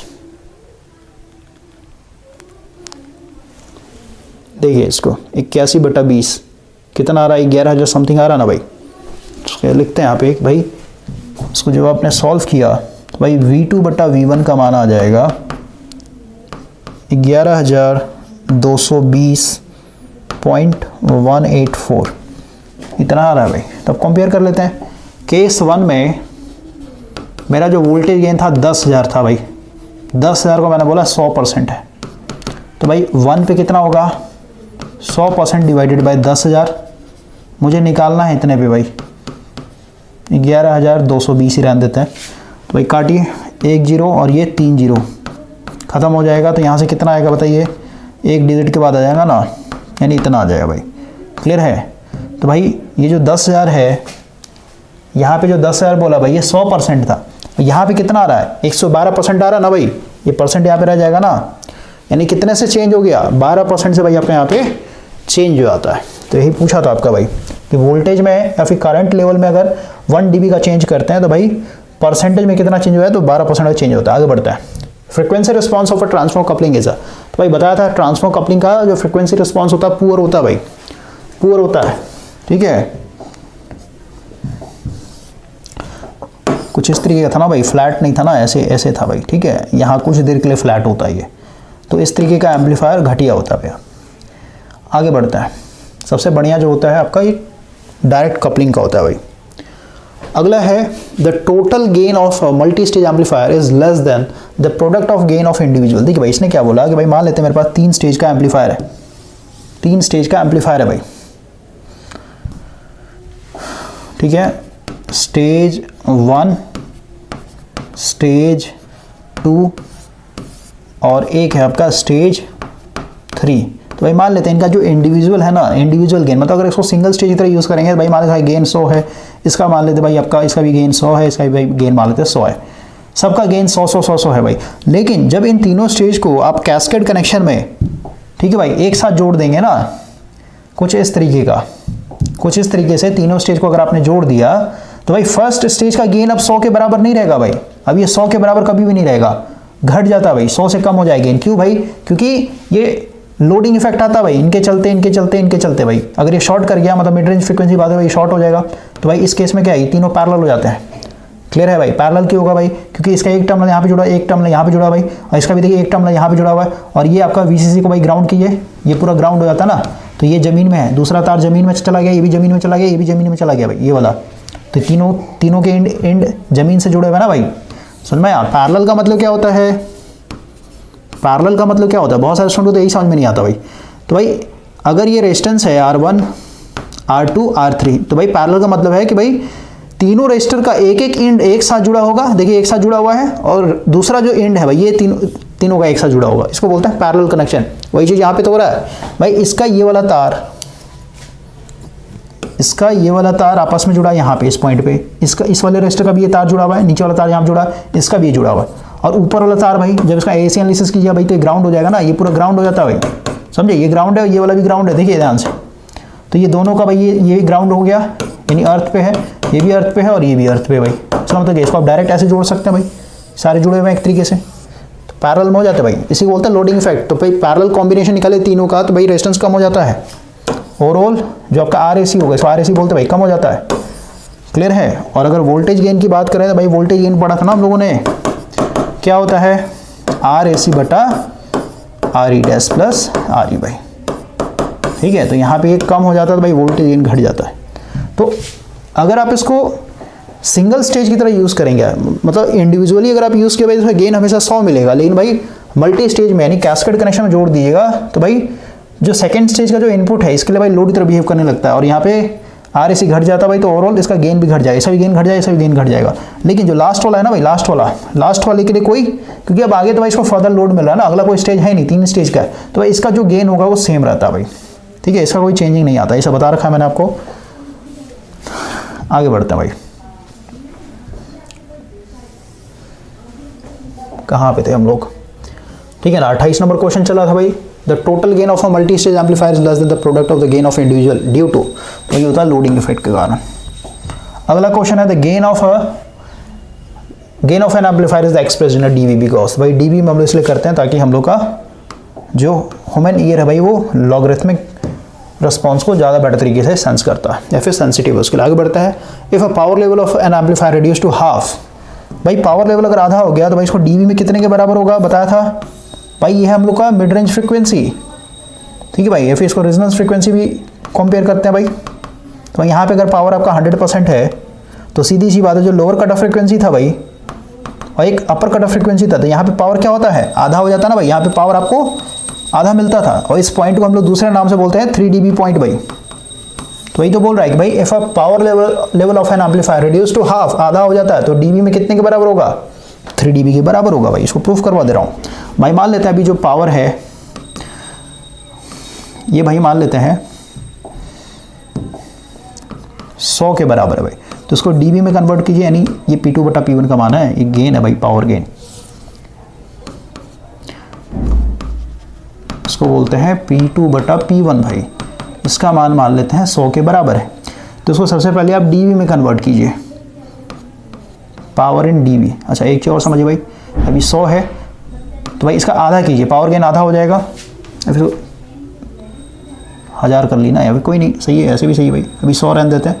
और सेकंड केस में क्या बोला भाई, पावर गेन जो है मेरा यानी P2 बटा P1 का मान आधा हो जाता है, आधा कहने मतलब कितना भाई 50 हो जाएगा। तो इसका वैल्यू पहले डीबी में बताइए भाई, पावर गेन इन डीबी क्या हो जाएगा 10 इंटू लॉग बेस 10 का पावर 100। तो भाई इसका वैल्यू साइड में निकालिए, बेस 10 का पावर 100 इक्वल टू एक्स, तो भाई ये हो जाएगा 10 का पावर x इक्वल टू 100। तो यहाँ से x का मान कितना हो जाएगा 2 आ जाएगा भाई, इस पूरे का वैल्यू 2 आ जाएगा, तो हो जाएगा 10 इंटू 2 इक्वल टू 20 dB के बराबर है भाई, यानी इसको अगर डीबी में लिखना चाहते हैं तो भाई ये 20 डीबी के इक्वलेंट। अब पावर यहाँ पे मेरा आधा हो चुका है भाई, ये आधा हो चुका है, तो भाई ये 50 डीबी को सॉरी ये 50 को अब डीबी में कन्वर्ट किए तो 10 इंटू लॉग बेस 10, यहाँ पावर हो जाएगा 50 भाई। तो 10 को वैसे रहने देते हैं। अब मुझे इसका वैल्यू निकालना भाई, तो इसके लिए यहाँ पे देखिए लॉग बेस 10 का पावर 50 इक्वल टू एक्स मान लेते हैं, तो भाई 10 का पावर एक्स इक्वल टू 50 हो जाएगा। तो यहाँ पे कितना पावर रखूँ भाई, एक्स का वैल्यू मैं क्या रखूँ कि भाई इसका मान 50 के बराबर हो जाए। सोचिए भाई, अब सोच नहीं पा रहे तो भाई कैलसी में डालिए डायरेक्ट। जैसे यहाँ पे x का वैल्यू 1 रखेंगे भाई तो 10 के बराबर, और 2 रखेंगे तो 100 हो जाएगा भाई, है ना। तो हम लोग को 50 के बराबर रखना है। तो ओवरऑल यहाँ पे लॉग 50 का मान निकाला ना, इतना रखना पड़ेगा भाई, 1.69 रखना पड़ेगा, ठीक है। 1.69 रखेंगे तब जाके इसका वैल्यू आएगा, यानी इस पूरे टर्म का वैल्यू जो है हम लोग का आ जाएगा 1.69, और इसको भाई यहाँ पे गुना कर देते हैं। तो डायरेक्ट बता देता हूँ भाई, ये आएगा आपका 16.8998 भाई 98, ठीक है ना। इतना डीबी के बराबर आ गया। तो देखिए तो चेंज कितना भाई, 20 डीबी है भाई, और ये अप्रोक्स 17 डीबी है ना, 17 डीबी के बराबर है भाई। तो चेंज कितना भाई, 20 डीबी पे था 17 डीबी भाई। तो पावर जब यहाँ पे 100 था और 100 से जब 50 किया भाई, तो 100 था तो इसका मतलब 20 डीबी था, और 50 पे आया था भाई, इसका मतलब 17 डीबी। तो कितने का घट गया, 3 डीबी का पावर यहाँ पे घट गया भाई। क्लियर है, यही चीज़ यहाँ पे पूछा भाई। आगे बढ़ते हैं।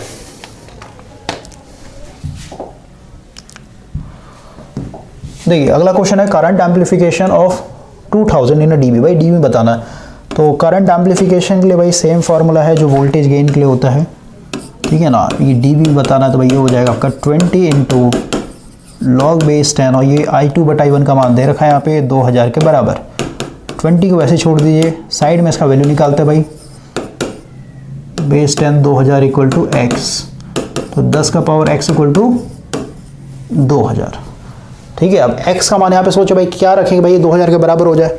तो नहीं सोच पा रहे हैं तो अगेन हम लोग यहाँ पे कैलसी यूज़ करना पड़ेगा भाई, ठीक है।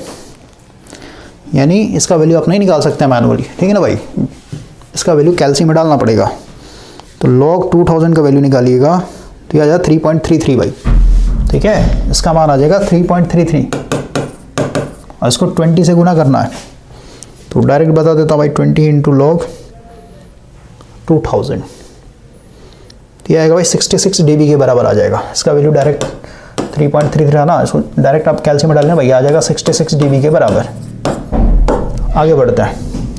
अगला क्वेश्चन है N amplifier receive 0.5 what of input signal, यानी P1 का वैल्यू दे रखा है भाई, एक एम्पलीफायर है और इसमें भाई इनपुट जो है आपका ये दे रखा है, यानी P1 का मान दे रखा है, एंड डिलीवर 15 वॉट, मतलब ये P2 का मान है भाई, आउटपुट पावर दे रखा है यहाँ पे।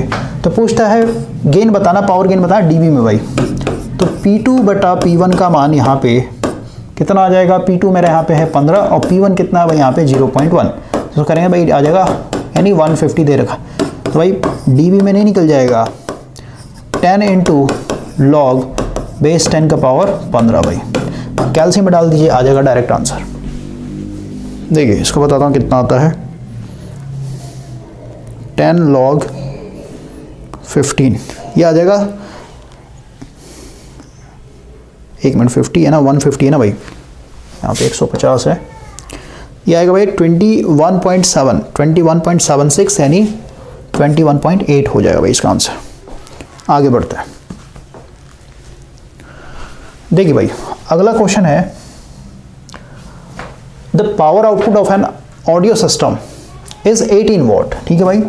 आउटपुट पावर यहाँ पे दे रखा है, for a person to notice an increase in output loudness और sound intensity of a system, what must power output be increased भाई। देखिए भाई इसने क्या बोला, सबसे पहले आप ये समझिए, हम लोग का जो ईयर है ना भाई, जो कान है, वो एक तरीके से हमेशा डीबी यानी डेसिबल वाले रेस्पॉन्स को वो एक तरीके से समझता है, लॉगरिथमिक स्केल को समझता है भाई। क्लियर है। तो यहाँ पे बोल रहा है ना, for a person to notice an increase in the output, जैसे भाई मान लेते हैं आप होम थिएटर में गाना सुन रहे हैं भाई, ठीक है ना, और अभी मान लेते हैं वॉल्यूम 50% पे आप सुन रहे हैं, ठीक है ना। 50% मतलब भाई अलग अलग होम थिएटर के हिसाब से अलग अलग लाउडनेस हो सकता है, लेकिन आप समझिए कि भाई अभी आप 50% पे आप गाना सुन रहे हैं।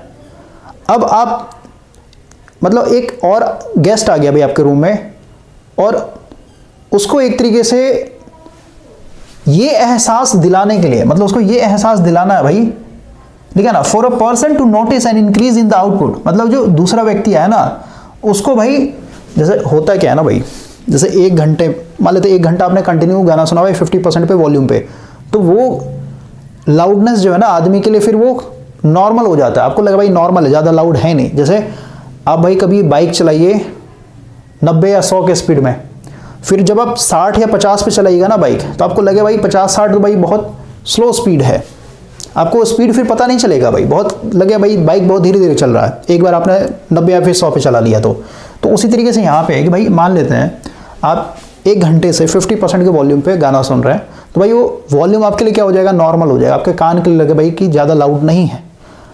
अब मान लेते हैं भाई कि आपको यहाँ पे थोड़ा सा और वॉल्यूम इंक्रीज करना है भाई, तो आपके कान को एहसास दिलाने के लिए कि भाई मेरे यहाँ पे आउटपुट वॉल्यूम जो है नहीं, जो लाउडनेस है, फिर जो साउंड इंटेंसिटी वो इंक्रीज हुआ है, तो उसके लिए आपको भाई लिखा ना what must be the output power to be increased, मतलब भाई जो इलेक्ट्रिकल पावर है वो कितना आपको इंक्रीज करना पड़ेगा। तो हमेशा ध्यान देना है कि भाई एक इंसान का जो कान होता है ना भाई वो 1 dB मतलब जब आप 1 dB का मतलब 1 dB का जब आप पावर गेन बढ़ाइएगा ना भाई, तब जाके आपके कान में रिस्पॉन्स आएगा कि भाई हाँ वॉल्यूम बढ़ा है, वॉल्यूम का जो इंटेंसिटी है भाई, या फिर जो साउंड का जो इंटेंसिटी है वो बढ़ा है, फिर जो लाउडनेस है वो बढ़ा है भाई। क्लियर हो रहा है बताइए, मतलब एटलीस्ट 1 dB जो है आपको पावर गेन बढ़ाना पड़ेगा। तो आते हैं यहाँ पे गिवन में क्या क्या है भाई, अभी जो हम लोगों ने पावर दे रखा है, यानी जो P1 है भाई, P1 इसको P1 मानेंगे फर्स्ट केस का, इसलिए भाई P1 बोल रहा हूँ। 18 वॉट पे अभी ये होम थिएटर एक तरीके से चल रहा है भाई। केस 2 में भाई आपको यहाँ पे एटलीस्ट जो है 1 dB का, ठीक है भाई, यानी जो पावर गेन है वो एटलीस्ट 1 dB का आपको यहाँ पे इंक्रीज करना पड़ेगा, तब जाकर के भाई आपको लगेगा, आपके कान को एहसास होगा भाई हाँ साउंड का इंटेंसिटी एक तरीके से इंक्रीज हुआ है, फिर वॉल्यूम बढ़ा है भाई। क्लियर है। तो यहाँ पे आपको बताना भाई कि जो P2 है वो कितना रखना पड़ेगा, मतलब इनपुट पावर कितना मेरे को बढ़ाना पड़ेगा। तो यहाँ पे फॉर्मूला लगाते हैं 10 इंटू लॉग बेस 10, ये होता है P2 बटा P1। सही बात है भाई, मेरे को अभी यहाँ पे 1 dB का पावर बढ़ाना भाई, तो इसके जगह लिख देते हैं 1 dB। अब dB लिखा कोई मतलब नहीं, यहाँ पे dB लिख दो भाई, ये 1 के बराबर है 10 इंटू लॉग बेस 10। P2 कितना हो जाएगा, P2 भाई मुझे निकालना है ना, सेकंड केस में कितना पावर चाहिए, लेकिन अभी P1 कितना है, P1 मेरा यहाँ पे 18 वोट है। तो यहाँ से देख लीजिए, सबसे पहले 10 को इधर लेके आइए, 10 से इधर लेके आइए भाई, ये 1/10 हो जाएगा, यानी 1/10 का मतलब 0.1 इधर हो जाएगा लॉग बेस 10, और ये हो जाएगा P2 बटा 18 भाई। तो इसको थोड़ा फ्लिप करके लिखते हैं, देखिए इसको फ्लिप करके लिखते हैं भाई, इधर है आपका लॉग बेस 10 P2 बटा 18 इक्वल टू 0.1। तो भाई एंटी लॉग लेते हैं, 10 का पावर ये हो जाए 0.1, इधर हो जाए आपका P2 बटा 18। तो भाई यहाँ से P2 का मान कितना आ जाएगा बताइए, क्रॉस मल्टीप्लिकेशन कीजिए, ये हो जाएगा 18 गुना 10 का पावर 0.1 भाई। सॉल्व कीजिए इसको,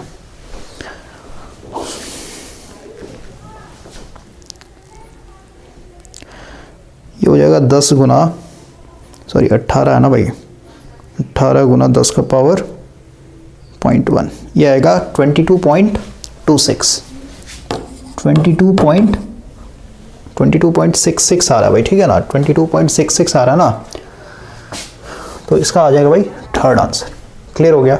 तो इस तरीके से सोचना भाई फर्स्ट केस में आप ऑलरेडी गाना सुन रहे थे ना, आपने जो इनपुट पावर दे रखा था, मतलब जो आपका होम थिएटर था भाई 18 वॉट पावर ले रहा था, और उस पर आपका कुछ ना कुछ लाउडनेस होगा उस म्यूजिक में, मतलब उस लाउडनेस पे आप गाना सुन रहे थे। अब आपका यहाँ पे क्वेश्चन बोल दिया भाई कि आपको यहाँ पे कितना dB का, मतलब एटलीस्ट कितना इनपुट पावर दिया जाए, इनपुट पावर कितना बढ़ाया जाए कि भाई इससे आपके कान को एटलीस्ट पता चले भाई वॉल्यूम बढ़ाया गया है या फिर साउंड इंटेंसिटी को बढ़ाया गया। तो बताया भाई कि कान जो होता है, इंसान का जो कान होता है भाई, उसको एटलीस्ट 1 dB का जो है पावर, मतलब 1 dB का जब पावर चेंज होगा ना भाई, पावर गेन चेंज होगा यानी इंक्रीज होगा, तब जाके उसको लगता है कि भाई हाँ वॉल्यूम बढ़ाया गया है।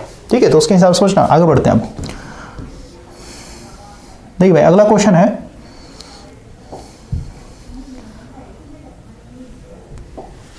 The output of a microphone is rated eight -52 dB। भाई माइक का क्या काम होता है बताइए। अभी जैसे मैं बोल रहा हूँ भाई, ठीक है ना, अभी जैसे माइक लगा हुआ है, यहाँ पे कॉलर माइक लगा हुआ भाई, तो अभी जो मैं बोल रहा हूँ ये क्या है, एनालॉग सिग्नल है भाई, यानी हम लोग जो भी बोलते हैं वो एनालॉग सिग्नल होता है, सही बात है। तो ये जो माइक है इस एनालॉग सिग्नल को क्या कर रहा है, इलेक्ट्रिकल सिग्नल में कन्वर्ट करता है भाई। और जो इलेक्ट्रिकल सिग्नल होता है तो बहुत वीक होगा ना भाई, समझ में आया। क्योंकि आप देखिए कि भाई ये जो माइक का वायर है कितना पतला है भाई, ये माइक का वायर बहुत पतला है, और ये कैमरा भी बैटरी पे चल रहा है, तो भाई इसमें बैटरी कितना लगा होगा, मिली एम्पेयर में, मतलब एमएच में रहता है ना भाई बैटरी। तो भाई यहाँ से जो सिग्नल जा रहा है बहुत वीक सिग्नल है भाई, उसको उसके करंट की इंटेंसिटी को देखें ना भाई, करंट इसमें बहुत मतलब मिली एम्पेयर में फ्लो हो रहा होगा। तो वही बोल रहा है कि भाई मेरे पास एक माइक्रोफोन है, और ये जो आउटपुट का मतलब क्या भाई, इलेक्ट्रिकल सिग्नल। माइक क्या कर रहा है, माइक इनपुट जो लेता है वो एनालॉग सिग्नल होता है भाई, और इसका जो आउटपुट है, यहाँ से जो आउटपुट निकल रहा है वो इलेक्ट्रिकल सिग्नल है भाई। तो जो इलेक्ट्रिकल सिग्नल है इसका यहाँ पे दे रखा है, ठीक है, ये डीबी में दे रखा भाई, ये पावर गेन है, वोल्टेज गेन है, यहाँ पे क्या लिखा है आउटपुट, तो भाई पावर ही बोलेंगे इसको, पावर ही बोलेंगे भाई, ठीक है ना। यानी यहाँ से जो आउटपुट पावर मिल रहा है ये -52 dB है भाई, यानी बहुत ही नेग्लिजिबल, बहुत ही कम है। और ये जो dB मिल रहा है ये रेफरेंस लेवल मान रखा भाई, रेफरेंस लेवल भाई देखिए, जब भी आपको कोई भी वैल्यू dB में निकालना होता है ना, यहाँ पे फॉर्मूला देखिए ना भाई, कहीं लिखा है ना, ये देखिए भाई, जब भी आपको dB में वैल्यू चाहिए तो dB में आपको यहाँ पे दो वैल्यू चाहिए, ये कांस्टेंट वैल्यू है, ये कांस्टेंट वैल्यू है, लेकिन यहाँ पे P2/P1, तो भाई यहाँ पे दो वैल्यू चाहिए ना, एक आउटपुट चाहिए एक इनपुट चाहिए भाई। तो यहाँ पे आपका रेफरेंस दे रखा है, रेफरेंस कहना मतलब क्या, एक मिनट भाई, एक मिनट रुकिए, पहले देखते हैं वोल्टेज गेन है, पावर गेन दिया हुआ है -52 dB, the reference level is 1 volt भाई, ये वोल्टेज गेन दिया भाई, ये वोल्टेज गेन दिया हुआ आपका, ठीक है ना। देखिए पहले हम लोग स्पेस बनाते हैं भाई, ठीक है ना, पहले यहाँ पे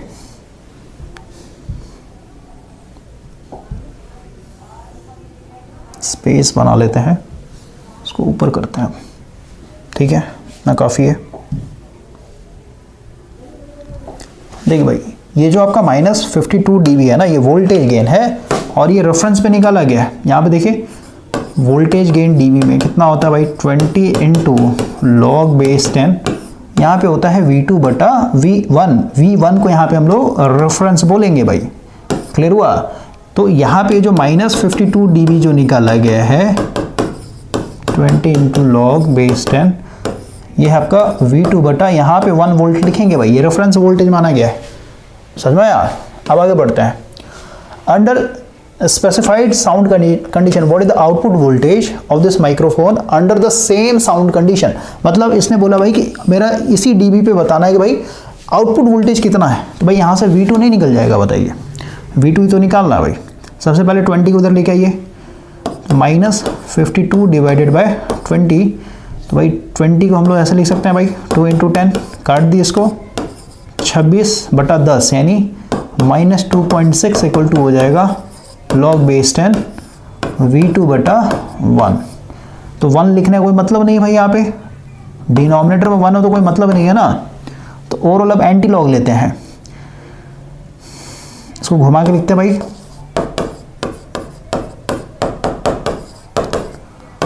टेन का पावर ये -2.6 इक्वल टू हो जाएगा V2 भाई वो जो 2.6 है ना इधर आ जाए ना, पावर पे आ जाएगा।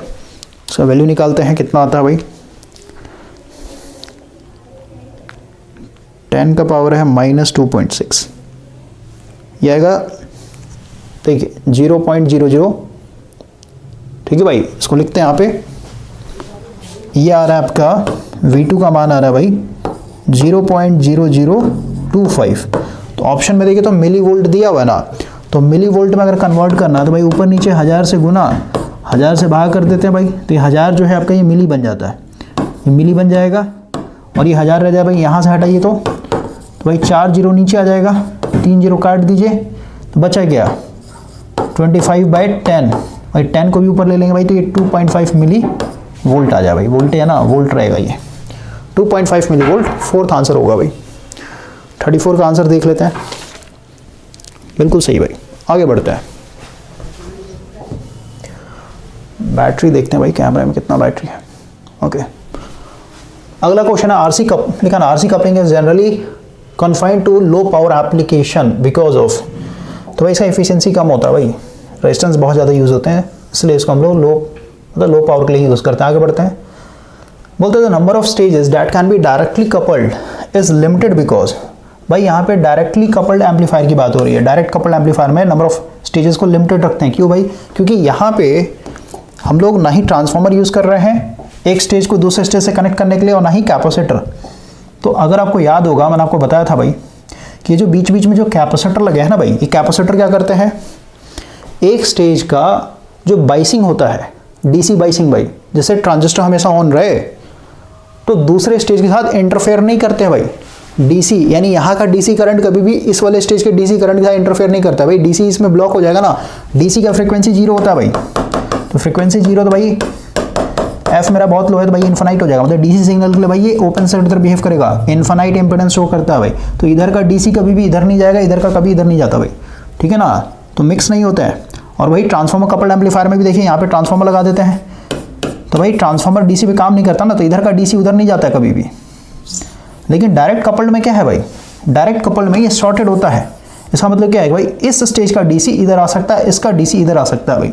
तो उसके चलते हम लोग क्या है, जो आपका ऑपरेटिंग पॉइंट है वो बदल जाएगा भाई, चेंज हो जाएगा, ठीक है। इसलिए यहाँ पे नंबर ऑफ स्टेजेस को हम लोग लिमिटेड रखते हैं। प्लस यहाँ पे भाई लीकेज करंट के कारण भी एक तरीके से जो ऑपरेटिंग पॉइंट है, जिसको हम लोग क्वेश्चन पॉइंट बोलते हैं भाई, वो शिफ्ट हो जाता है, ठीक है। इसलिए हम लोग के पास लिमिटेड है, यहाँ पे ज़्यादा हम लोग कनेक्ट नहीं कर सकते हैं। तो इसका आंसर हो जाएगा इट बिकम डिफिकल्ट, एक मिनट, सर्किट बिकम हैवी, नहीं भाई, it become difficult to bias the circuit, नहीं। Change in temperature cause thermal instability, भाई ये मारिए आप, ठीक है, इंस्टेबिलिटी हो जाता है। इंस्टेबिलिटी मतलब भाई जो आपका ऑपरेटिंग पॉइंट है ना वो शिफ्ट हो जाएगा, और जो लीकेज करंट होता है, ठीक है, ये आपका ऑलरेडी बता रखा भाई, ट्रांजिस्टर वाला लेक्चर आप देखिए, ठीक है, वहाँ पे बता रखा है, एनपीएन ट्रांजिस्टर में भी और पीएनपी ट्रांजिस्टर दोनों के लिए बता रखा है भाई। अगला है द पर्पस ऑफ आरसी और ट्रांसफार्मर कपल्ड इज टू, तो भाई यहाँ पे जो हम लोग आरसी यूज़ कर रहे हैं और जो ट्रांसफार्मर यूज़ कर रहे हैं, किस लिए यूज़ कर रहे हैं भाई, अभी जस्ट समझाना कि भाई हम लोग एक स्टेज के, मतलब एक स्टेज का जो भी भाई डीसी बाइसिंग है ना, दूसरे स्टेज को हम लोग सेपरेट रखते हैं। मतलब एक स्टेज का डीसी बाइसिंग दूसरे स्टेज के डीसी बाइसिंग से इंटरफेयर ना करे, उसके लिए हम लोग यहाँ पे लगा रहे हैं भाई, ताकि हम लोग का ऑपरेटिंग पॉइंट हमेशा फिक्स रहे भाई। आगे बढ़ते हैं, अगला द अपर और lower cut off frequency is also called, तो इसको हम लोग 3 dB पॉइंट भी बोलते हैं भाई, बैंडविड्थ भी बोलते हैं। तो यहाँ पे 3 dB पॉइंट हो जाएगा भाई, ठीक है ना, डिफरेंस F2 - F1 को हम लोग बैंडविड्थ बोलते हैं। आगे बढ़ते हैं, तो ऑप्शन के अकॉर्डिंग चलना हम लोग को। अगला है, तो भाई ये 39 नंबर क्वेश्चन करवा दिया था, सिंगल स्टेज एम्पलीफायर का जो बैंडविड्थ होता है हमेशा ज़्यादा होता है as compare to multi stage. अगला क्वेश्चन है the value of emitter bypass capacitor, भाई इसका वैल्यू कितना होता है अप्रॉक्स, तो भाई ये आपका 50 माइक्रोफैराड के रेंज में रहता है भाई, ठीक है, याद करना पड़ेगा। आगे बढ़ता है, मल्टी स्टेज एम्पलीफायर हैज़, तो भाई इसमें हो जाएगा मोर देन 1 स्टेजेस। आगे बढ़ते हैं, अगला है highest noise factor will produced by, देखिए भाई हम लोगों ने पढ़ा था नॉइज़ फैक्टर के, भाई नॉइज़ फैक्टर के लिए कॉन्सेप्ट दिया गया ना, उसमें भाई टाइप्स ऑफ नॉइज़ मैंने आपको बताया था। तो इसमें एक नॉइज़ है भाई जिसको बोलते हैं थर्मल नॉइज़, या फिर इसको जॉनसन नॉइज़ भी बोलते हैं, फिर वाइट नॉइज़ भी बोलते हैं भाई, ठीक है ना, वाइट नॉइज़ या फिर थर्मल नॉइज़। तो भाई ये प्रोपोर्शन होता है बैंडविड्थ के ऊपर, क्लियर है। बैंडविड्थ क्या है भाई, बैंडविड्थ क्या है, F2 - F1। तो भाई अगर कोई भी एम्पलीफायर हायर फ्रीक्वेंसी पे काम करेगा, तो भाई हायर फ्रीक्वेंसी मतलब F2 बढ़ गया ना, F2 बढ़ गया, और F2 में से F1 घटाएंगे तो ओवरऑल क्या हो जाएगा, बैंडविड्थ भी बढ़ जाएगा भाई। और बैंडविड्थ बढ़ गया इसका मतलब क्या, जो वाइट नॉइज़ है फिर जो थर्मल नॉइज़ है भाई, ये एक तरीके से इंक्रीज होता है, ठीक है। तो हाईएस्ट नॉइज़ फैक्टर जो मिलेगा आपको वो हाई फ्रीक्वेंसी पे मिलता है भाई। देखिए हम लोगों ने बात किया था कि भाई जो नॉइज़ फैक्टर होता है, नॉइज़ फैक्टर इसको हम लोग कैपिटल F से रिप्रेजेंट करते हैं, ये होता है SNR, मतलब signal to the noise ratio किसका, इनपुट साइड का to the SNR output side का। और अगर इसको हम लोग फर्दर ओपन करें भाई, तो SNR इनपुट साइड का मतलब है कि भाई input signal power to the input noise power divided by SNR output का मतलब क्या है, output signal power to the output noise power. ठीक है भाई, तो बताया था मैंने आपको कि भाई हाई फ्रिक्वेंसी पे, यानी जो थर्मल नॉइज़ या फिर वाइट नॉइज़ जो होता है भाई, ये प्रोपोर्शनल होता है बैंडविड्थ पे। तो अगर आप हाई फ्रिक्वेंसी पे ऑपरेट कर रहे हैं तो सीधी सी बात है बैंडविड्थ बढ़ जाएगा, बैंडविड्थ बढ़ गया तो भाई ये नॉइज़ बढ़ जाएगा। इसका मतलब क्या, जो आउटपुट नॉइज़ पावर है भाई ये इंक्रीज़ होता है। अगर ये इंक्रीज़ हो गया और ये वैल्यू भाई आपका भाई डिनोमिनेटर बढ़ गया ना एज़ कम्पेयर टू न्यूमरेटर, तो ओवरऑल ये पूरा का पूरा वैल्यू क्या हो जाएगा, कम हो जाएगा भाई। यानी आपका जो SNR आउटपुट है कम हो जाएगा, ये कम हो जाएगा भाई, तो नॉइज़ फैक्टर आपका बढ़ जाता है। ठीक है भाई, आगे बढ़ते हैं। अगला क्वेश्चन है, in a multi stage amplifier, battery देखते हैं भाई चलेगा अभी, ठीक है ना। एक्चुअली इधर काफ़ी ज़्यादा कोल्ड है भाई और उसके चलते बैटरी जो है ना बैकअप नहीं दे रहा है। आगे बढ़ते हैं। अगला क्वेश्चन है, in a multi stage amplifier if the stages have R and C component only they must operate in. देखिए भाई, हम लोग को पता है कि भाई कोई भी एम्पलीफायर हो भाई, यहाँ पे आता है सिंगल स्टेज में आते हैं इधर। जैसे एक एम्पलीफायर है, 2 स्टेज का एम्पलीफायर है ना भाई, तो हम लोग हमेशा क्या चाहते हैं कि भाई अगर मेरा सिग्नल कुछ इस तरीके का है तो आउटपुट में बस इसका मैग्नीट्यूड बढ़ना चाहिए, इसका फ्रीक्वेंसी में कोई चेंजिंग नहीं आना चाहिए भाई। जो सिग्नल मेरा ना, सिग्नल में कोई डिस्टॉर्शन नहीं आना चाहिए। सीधे कहने का मतलब ये सिर्फ और सिर्फ एम्पलीफायर का काम होना चाहिए, मतलब एक आइडियल एम्पलीफायर का काम होना चाहिए सिर्फ इसका मैग्नीट्यूड को बढ़ाना भाई।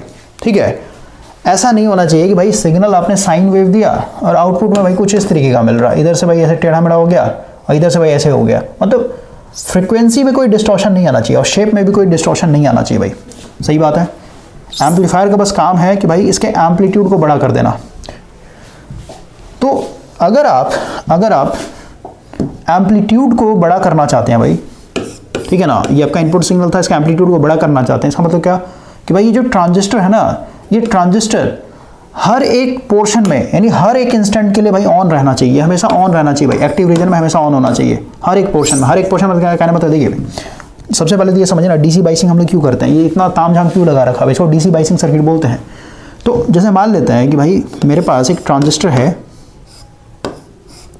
ठीक है भाई, और इसमें मैंने डायरेक्ट एक तरीके से सिग्नल कनेक्ट कर दिया भाई। ऐसा सोचिए, डायरेक्ट सिग्नल मतलब बिना डीसी बाइसिंग करके मैंने सिग्नल कनेक्ट कर दिया। तो भाई होगा क्या कि भाई ये ट्रांजिस्टर का मतलब क्या भाई, NPN। तो भाई हम लोग को पता है भाई, मान लेते बेस है, इसको भाई मान लेते बेस, एमीटर और ये कलेक्टर भाई। एक मिनट भाई, इसके हिसाब से अगर चले हम लोग तो देखिए ना, मैं इसको ऐसे रिप्लेस कर देता हूँ, हटाइए इसको, बेस एमीटर भाई, एमीटर बेस कलेक्टर NPN। तो भाई हम लोग को पता है बेस एमीटर हमेशा क्या मतलब एक्टिव रीजन में रखना ना इसको। तो भाई इसको हमेशा फॉरवर्ड बाइस, ये NPN है तो भाई इसको N से जोड़ेंगे, ये P है तो भाई इसको पॉजिटिव जोड़ेंगे।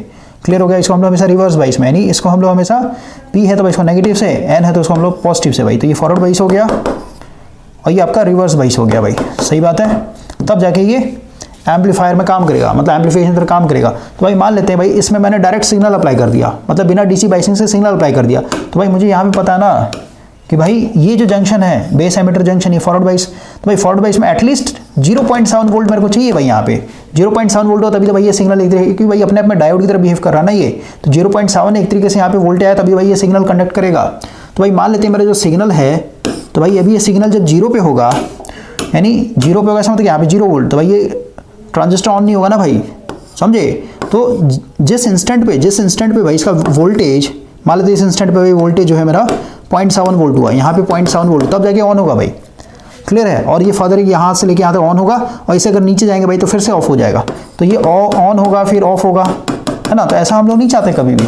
तो हम लोग को हमेशा ट्रांजिस्टर को ऑन रखना होता है, क्योंकि भाई अगर ये ऑन ऑफ होगा ना भाई, तो आपका जो सिग्नल है, ये आपने इनपुट सिग्नल दिया तो आउटपुट ऐसा नहीं मिलेगा भाई, ठीक है, यहाँ से कट हो जाएगा, ठीक है, जैसे डिस्टॉर्शन बोलते हैं, यहाँ से यहाँ तक मिलेगा, फिर से ये कट हो जाएगी भाई। इतने दूर में भाई ट्रांजिस्टर ऑफ रहा ना, तो क्या एम्पलीफाई करेगा ही नहीं भाई, फिर इधर से ऑन होगा ऐसे। तो इस तरीके नहीं चाहिए भाई, मुझे ऐसा चाहिए ना सिग्नल, पूरा चाहिए सिग्नल, तो इसके लिए ऑन रखना पड़ता है मुझे। ऑन रखने के लिए भाई हम लोग डीसी बाइसिंग करते हैं। क्लियर हुआ। यानी हर एक कंडीशन में भाई सिग्नल 0 है, फिर नेगेटिव में हमेशा ये क्या होगा, बेस एमीटर पे 0.7 वोल्ट मेंटेन होना चाहिए भाई, ताकि वो फॉरवर्ड बाइस रहे हमेशा। क्वेश्चन आता है भाई, कहाँ थे हम लोग, किस क्वेश्चन पे थे। हाँ देखिए भाई, तो ये बोल रहा ना, in a multi stage amplifier, लिखा ना भाई, in a multi stage amplifier if the if the stages have R and C component only they must operate in. तो भाई सीधे सीधे याद रखना है भाई, कोई भी एम्पलीफायर हो भाई, आपका आरसी कपल्ड हो या फिर भाई आपका ट्रांसफार्मर कपल्ड हो या फिर डायरेक्ट कपल्ड हो, आपका एक आइडियल एम्पलीफायर का यही कॉन्सेप्ट होता है कि भाई ट्रांजिस्टर हमेशा ऑन होना चाहिए, ठीक है, तभी जो भी आप इनपुट सिग्नल देंगे वो आउटपुट में आपको यहाँ पे मिलेगा भाई, मैग्नीट्यूड के साथ एम्पलीफाई होकर के। अगर ये बंद हुआ किसी भी इंस्टेंट में तो भाई उतने दूर में भाई सिग्नल फिर यहाँ पे मिलेगा नहीं ना, समझ में आया। तो कोई भी एम्पलीफायर हो, इसमें जो भी ट्रांजिस्टर लगे होता है इसको हम लोग हमेशा ऑन करके रखते हैं। तो अब इसको भाई हम लोग यहाँ बात करते हैं, यहाँ पे लिखा ना, तो सबसे पहले क्लास ए, तो क्लास ए एम्पलीफायर क्या होता है भाई, क्लास ए एम्पलीफायर जो होता है ये 360 डिग्री के लिए, मतलब सिग्नल आपका हाफ पॉजिटिव हो, नेगेटिव हो, जीरो हो, कोई भी है, कोई भी इंस्टेंट देख लीजिए, तो हर एक इंस्टेंट पे भाई आपका ये क्लास ए वाला जो ट्रांजिस्टर होता है ना ये कंडक्ट करता है भाई, समझ में आया। क्लास ए एम्पलीफायर देखना भाई, क्लास ए एम्पलीफायर यही तो है,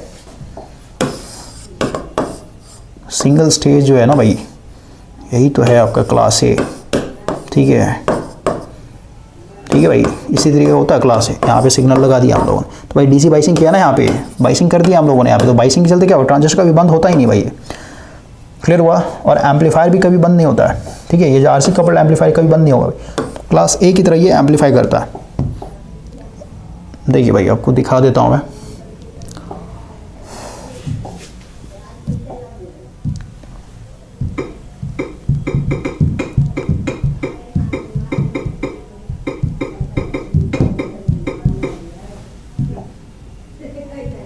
देखिए भाई यही तो है क्लास है।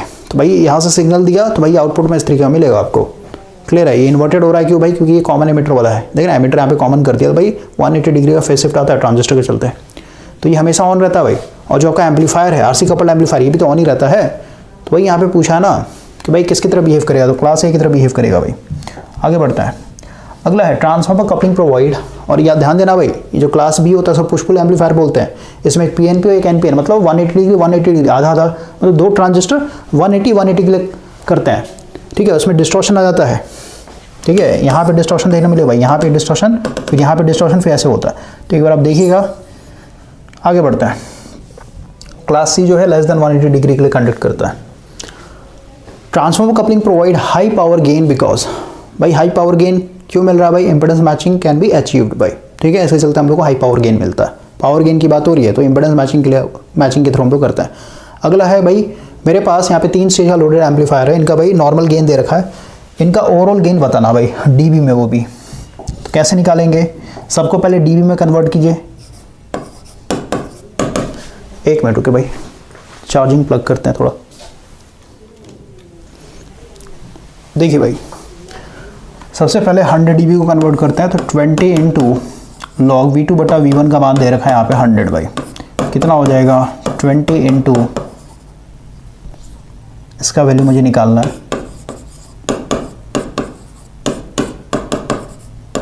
10 का पावर x इक्वल टू 100, भाई यहाँ पे x का मान कितना रहेगा, 100 बराबर हो जाए भाई, 2 रखना पड़ेगा, ठीक है, तो यहाँ पे 2 यानी इसका आ जाएगा 40 dB, ठीक है भाई। तो इसका हम लोगों ने 40 dB कन्वर्ट कर दिया। अगला जो है ये भी 100 dB है भाई, तो इसका भी 40 dB ही आएगा। अब बचा 200, तो 200 के लिए इधर कैलकुलेट करते हैं, तो ये सब मिटाता हूँ भाई, ये फार्मूला है हम लोग का। यहाँ पे आप 200 कर दीजिए, 20 वैसे रहने दीजिए भाई। अब इसका वैल्यू निकालना है 10 का पावर x इक्वल टू 200, तो यहाँ पे x का मान कितना रखे कि भाई 200 के बराबर मिल जाए, तो ऐसा सोच नहीं पा रहे हम लोग, तो बेटर है भाई कि इसका वैल्यू डायरेक्ट निकाल लेते हैं, ठीक है। ये हो जाएगा log 200 है ना, ये आएगा भाई 2.36, यानी इसका पूरा वैल्यू आ जाएगा 2.3 भाई, यहाँ पे वैल्यू डाल दिए 2.3, कितना हो जाएगा सॉल्व कर लीजिए, 2.3 इंटू 20 ये आएगा 46 भाई, ठीक है ना। तो इधर हो गया 40 40 80 और ये 46 भाई, कितना आ जाएगा, ये हो जाएगा 126 भाई, ठीक है ना, सेकंड आंसर हो जाएगा, क्योंकि डीबी में सारे गेन ऐड हो जाते हैं भाई, सिंपल ऐड कर देना आपको डीबी में निकाल करके। इसका आंसर देख लेते हैं, क्वेश्चन नंबर 45 बिल्कुल सही भाई, आगे बढ़ते हैं। तो ये अगला क्वेश्चन है, बोलता है भाई कि in a question number 45 if a negative voltage feedback, negative का मतलब होता है वापस से आउटपुट जो मिल रहा है ना उसमें से भाई, जैसे अभी कितना मिला आपको, देखिए इसको ऐसे समझिए, फर्स्ट स्टेज था भाई, ये आपका सेकंड स्टेज है, ये आपका थर्ड स्टेज है, ठीक है। क्वेश्चन पढ़िए, बोलता है क्वेश्चन नंबर 45 जो कि 3 स्टेज का एम्पलीफायर था भाई, if a negative voltage feedback of 10 dB is employed at the second stage. तो भाई इसका जो था ये 40 dB था, ठीक है। इसका कितना था भाई, ये कितना था आपका 200 था ना, 200 का मतलब क्या, ये 40 dB है फर्स्ट स्टेज का, ये आपका 46 dB है और ये भी आपका 40 dB था भाई। तो बोलता है कि भाई यहाँ से हम लोग का 10 dB एक तरीके से नेगेटिव में चला गया भाई, इधर चला गया, मतलब वापस सोर्स में चला गया भाई। तो ओवरऑल यहाँ पे आगे कितना जाएगा भाई, ये 46 dB मिल रहा था ना, 10 dB खत्म होता है, यहाँ से भाई 36 dB तो बचा ना, समझ में आया। तो ये 36 dB, इसका भाई 40 dB और इसका भाई 40 dB, तो जोड़िए इसको, 40 प्लस 36 मतलब 10 dB बस सब्ट्रैक्ट कर देना है। तो 80 प्लस 30 कितना हो जाएगा, ये हो जाएगा 110 यानी 116 भाई, 116 dB आएगा आपका, ठीक है। तो जो भी आपका नेगेटिव फीडबैक होगा ना टोटल dB में से घटा देना, तो 26 में से भाई अगर 10 घटाएंगे तो 116 आ जाएगा। आगे बढ़ते हैं, बोलता है in question 45 which amplifier stage has the loading effect of the next. भाई मैंने आपको बताया था भाई 3 स्टेज है ना, तो फर्स्ट स्टेज का तो भाई लोडिंग इफेक्ट आएगा ही आएगा, क्योंकि इसके चलते जो भी रेजिस्टेंस है ना, इसका जो इनपुट रेजिस्टेंस है इसके लिए लोड की तरह बिहेव करता है। तो फर्स्ट स्टेज में भी आएगा भाई लोडिंग इफेक्ट और सेकंड स्टेज में भी आएगा। देखिए यहाँ पे भाई ये जो फर्स्ट स्टेज है ना, तो सेकंड स्टेज का जो इनपुट रेजिस्टेंस होता है ना भाई, इसका लोड की तरह बिहेव करता है, तो इसका लोडिंग इफेक्ट आएगा। फिर इसका भी तो आएगा कि भाई थर्ड स्टेज का जो भी इनपुट रेजिस्टेंस है ना वो इसके लिए लोड की तरह बिहेव करेगा। तो फर्स्ट और सेकंड में भाई लोडिंग इफेक्ट देखने को मिलेगा, लास्ट वाले में देखने को नहीं मिलता भाई। तो फर्स्ट और थर्ड नहीं भाई, सेकंड और थर्ड नहीं, यहाँ पे आपका हो जाएगा फर्स्ट स्टेज और सेकंड स्टेज में लोडिंग इफेक्ट देखने को मिलता है। अब आगे बढ़ते हैं भाई, अगला क्वेश्चन है volt meter having a decibel scale is used to measure the input and output voltage of a multi-stage amplifier. If the voltmeter show a difference of 100 dB between the output and input, what is the भाई सीधी सी बात है, देखिए basic सा question है भाई। वापस से हम लोग पेज को इंपोर्ट करते हैं भाई, मान लेते हैं मेरे पास ये मल्टी स्टेज एम्पलीफायर है। तो यहाँ पे बोल रहा है कि भाई जो आप वोल्टमीटर यूज़ कर रहे हैं ना, इसका जो स्केल है ये ऑलरेडी कैलिब्रेटेड है डीबी में, मतलब डेसिबल में ऑलरेडी कैलिब्रेटेड है भाई। वो जब भी रीड करके देगा डायरेक्ट आपको डीबी देगा, डीबी में वोल्टेज मेजर करके देगा भाई। तो इसने बोला कि भाई इनपुट साइड में जो वोल्टेज है डीबी में और जो आउटपुट साइड में जो डीबी में वोल्टेज है भाई, इनका डिफरेंस भाई, इनका डिफरेंस मेजर करके दे रहा भाई। मान लेते हैं ये भाई मेरा मान लेते हैं कितना 200 है, ठीक है भाई, ये मान लेते हैं 200 था, ठीक है, 200 dB के बराबर था भाई। और आउटपुट भाई मान लेते हैं आपका 300 dB के बराबर था भाई। तो इनका डिफरेंस मेजर करके दे रहा भाई, सीधी सी बात है। 200 dB था इनपुट में, आउटपुट कितना मिला भाई 300 dB। तो भाई कितना का गेन हुआ, चेंज कितना का हुआ भाई, यहाँ से लेके यहाँ तक दोनों का डिफरेंस ले लीजिए, 300 माइनस 200 करेंगे भाई तो 100 dB का चेंज। भाई यही तो आपका गेन है ना, 100 dB से गेन इंक्रीज हो गया भाई। या फिर आप निकाल लीजिए V2 बटा V1 भाई, V2 बटा V1, V2 कितना है आपका भाई, ऐसे गलत हो जाएगा ना, क्योंकि डीबी में ऑलरेडी, डीबी में हमेशा ऐड और सब्ट्रैक्ट होता है ना भाई, ठीक है, डीबी में हमेशा ऐड और सब्ट्रैक्ट होता है। नॉर्मल गेन होगा तब वहाँ पे बात करेंगे भाई रेशियो में। तो ओवरऑल समझना ना भाई कि इनपुट वोल्टेज 200 dB में था, आउटपुट 300 है भाई। तो ओवरऑल इनपुट से आउटपुट में ये जो एम्पलीफायर लगे 3 स्टेज के, इन्होंने भाई वोल्टेज को कितना बढ़ा दिया भाई, 100 गुना बढ़ा दिया, मतलब 100 dB बढ़ा दिया ना भाई, समझ में आया। तो वही चीज़ तो यहाँ पे पूछा है, देखिए यहाँ पे वही चीज़ यहाँ पे लिखा हुआ ना, if the voltmeter show a difference of 100 dB between the output and input value, what is the voltage gain। तो टोटल वोल्टेज गेन इसी के बराबर हो जाएगा भाई, ये डिफरेंस जो दे रहा है ये तो वोल्टेज गेन है। यहाँ पे एग्जांपल पता है, इनपुट में भाई 200 dB था, इधर आउटपुट में 300 dB मिल रहा है।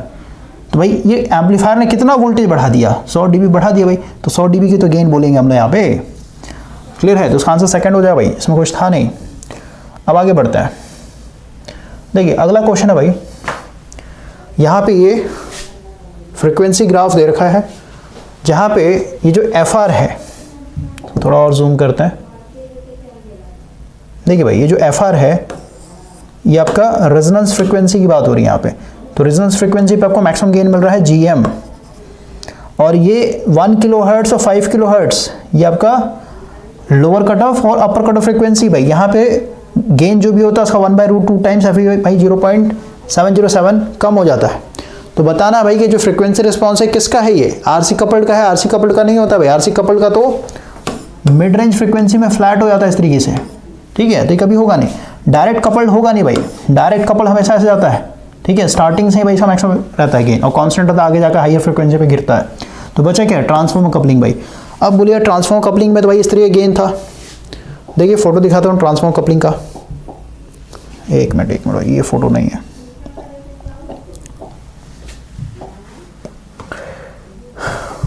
देखिए भाई ट्रांसफॉर्मर कपल एम्पलीफायर का ये गेन होता है। तो भाई मैंने आपको बताया था जब ये पढ़ाया था कि भाई जैसे हम लोग फ्रीक्वेंसी बढ़ाते हैं तो वैसे वैसे मेरा जो प्राइमरी वाइंडिंग का जो रिएक्टेंस होता है ना भाई, 2πfl पड़ा था ना, तो भाई फ्रीक्वेंसी बढ़ रहा है तो भाई ये भी बढ़ता है, ये बढ़ता है तो भाई प्राइमरी में वोल्टेज ड्रॉप बढ़ता है, यानी यहाँ पे वोल्टेज ज़्यादा आ रहा है, भाई सेकेंडरी में वही वोल्टेज फिर रिफ्लेक्ट होता है। क्लियर है? तो धीरे धीरे गेन बढ़ेगा भाई, और फिर कांस्टेंट हो जाता था, और फिर ये जो अचानक से मैक्सिमम गया है ना, ये आपका रेजोनेंस फ्रीक्वेंसी होता था भाई। यहाँ पे रेजोनेंस फ्रीक्वेंसी पे पीक के नीचे जाता था, और इसके बाद फिर और ज़्यादा फ्रीक्वेंसी बढ़ाते थे, गिरना स्टार्ट होता था। तो ये वाला ग्राफ दिखाया भाई उठा करके यहाँ से, ठीक है ना। तो ये पोर्शन आपका यहाँ पे दिखाया हुआ है, क्लियर है? ठीक है भाई, एक मिनट भाई, यहाँ पे सब एक्स्ट्रा पेज को हम लोग पहले हटाते हैं।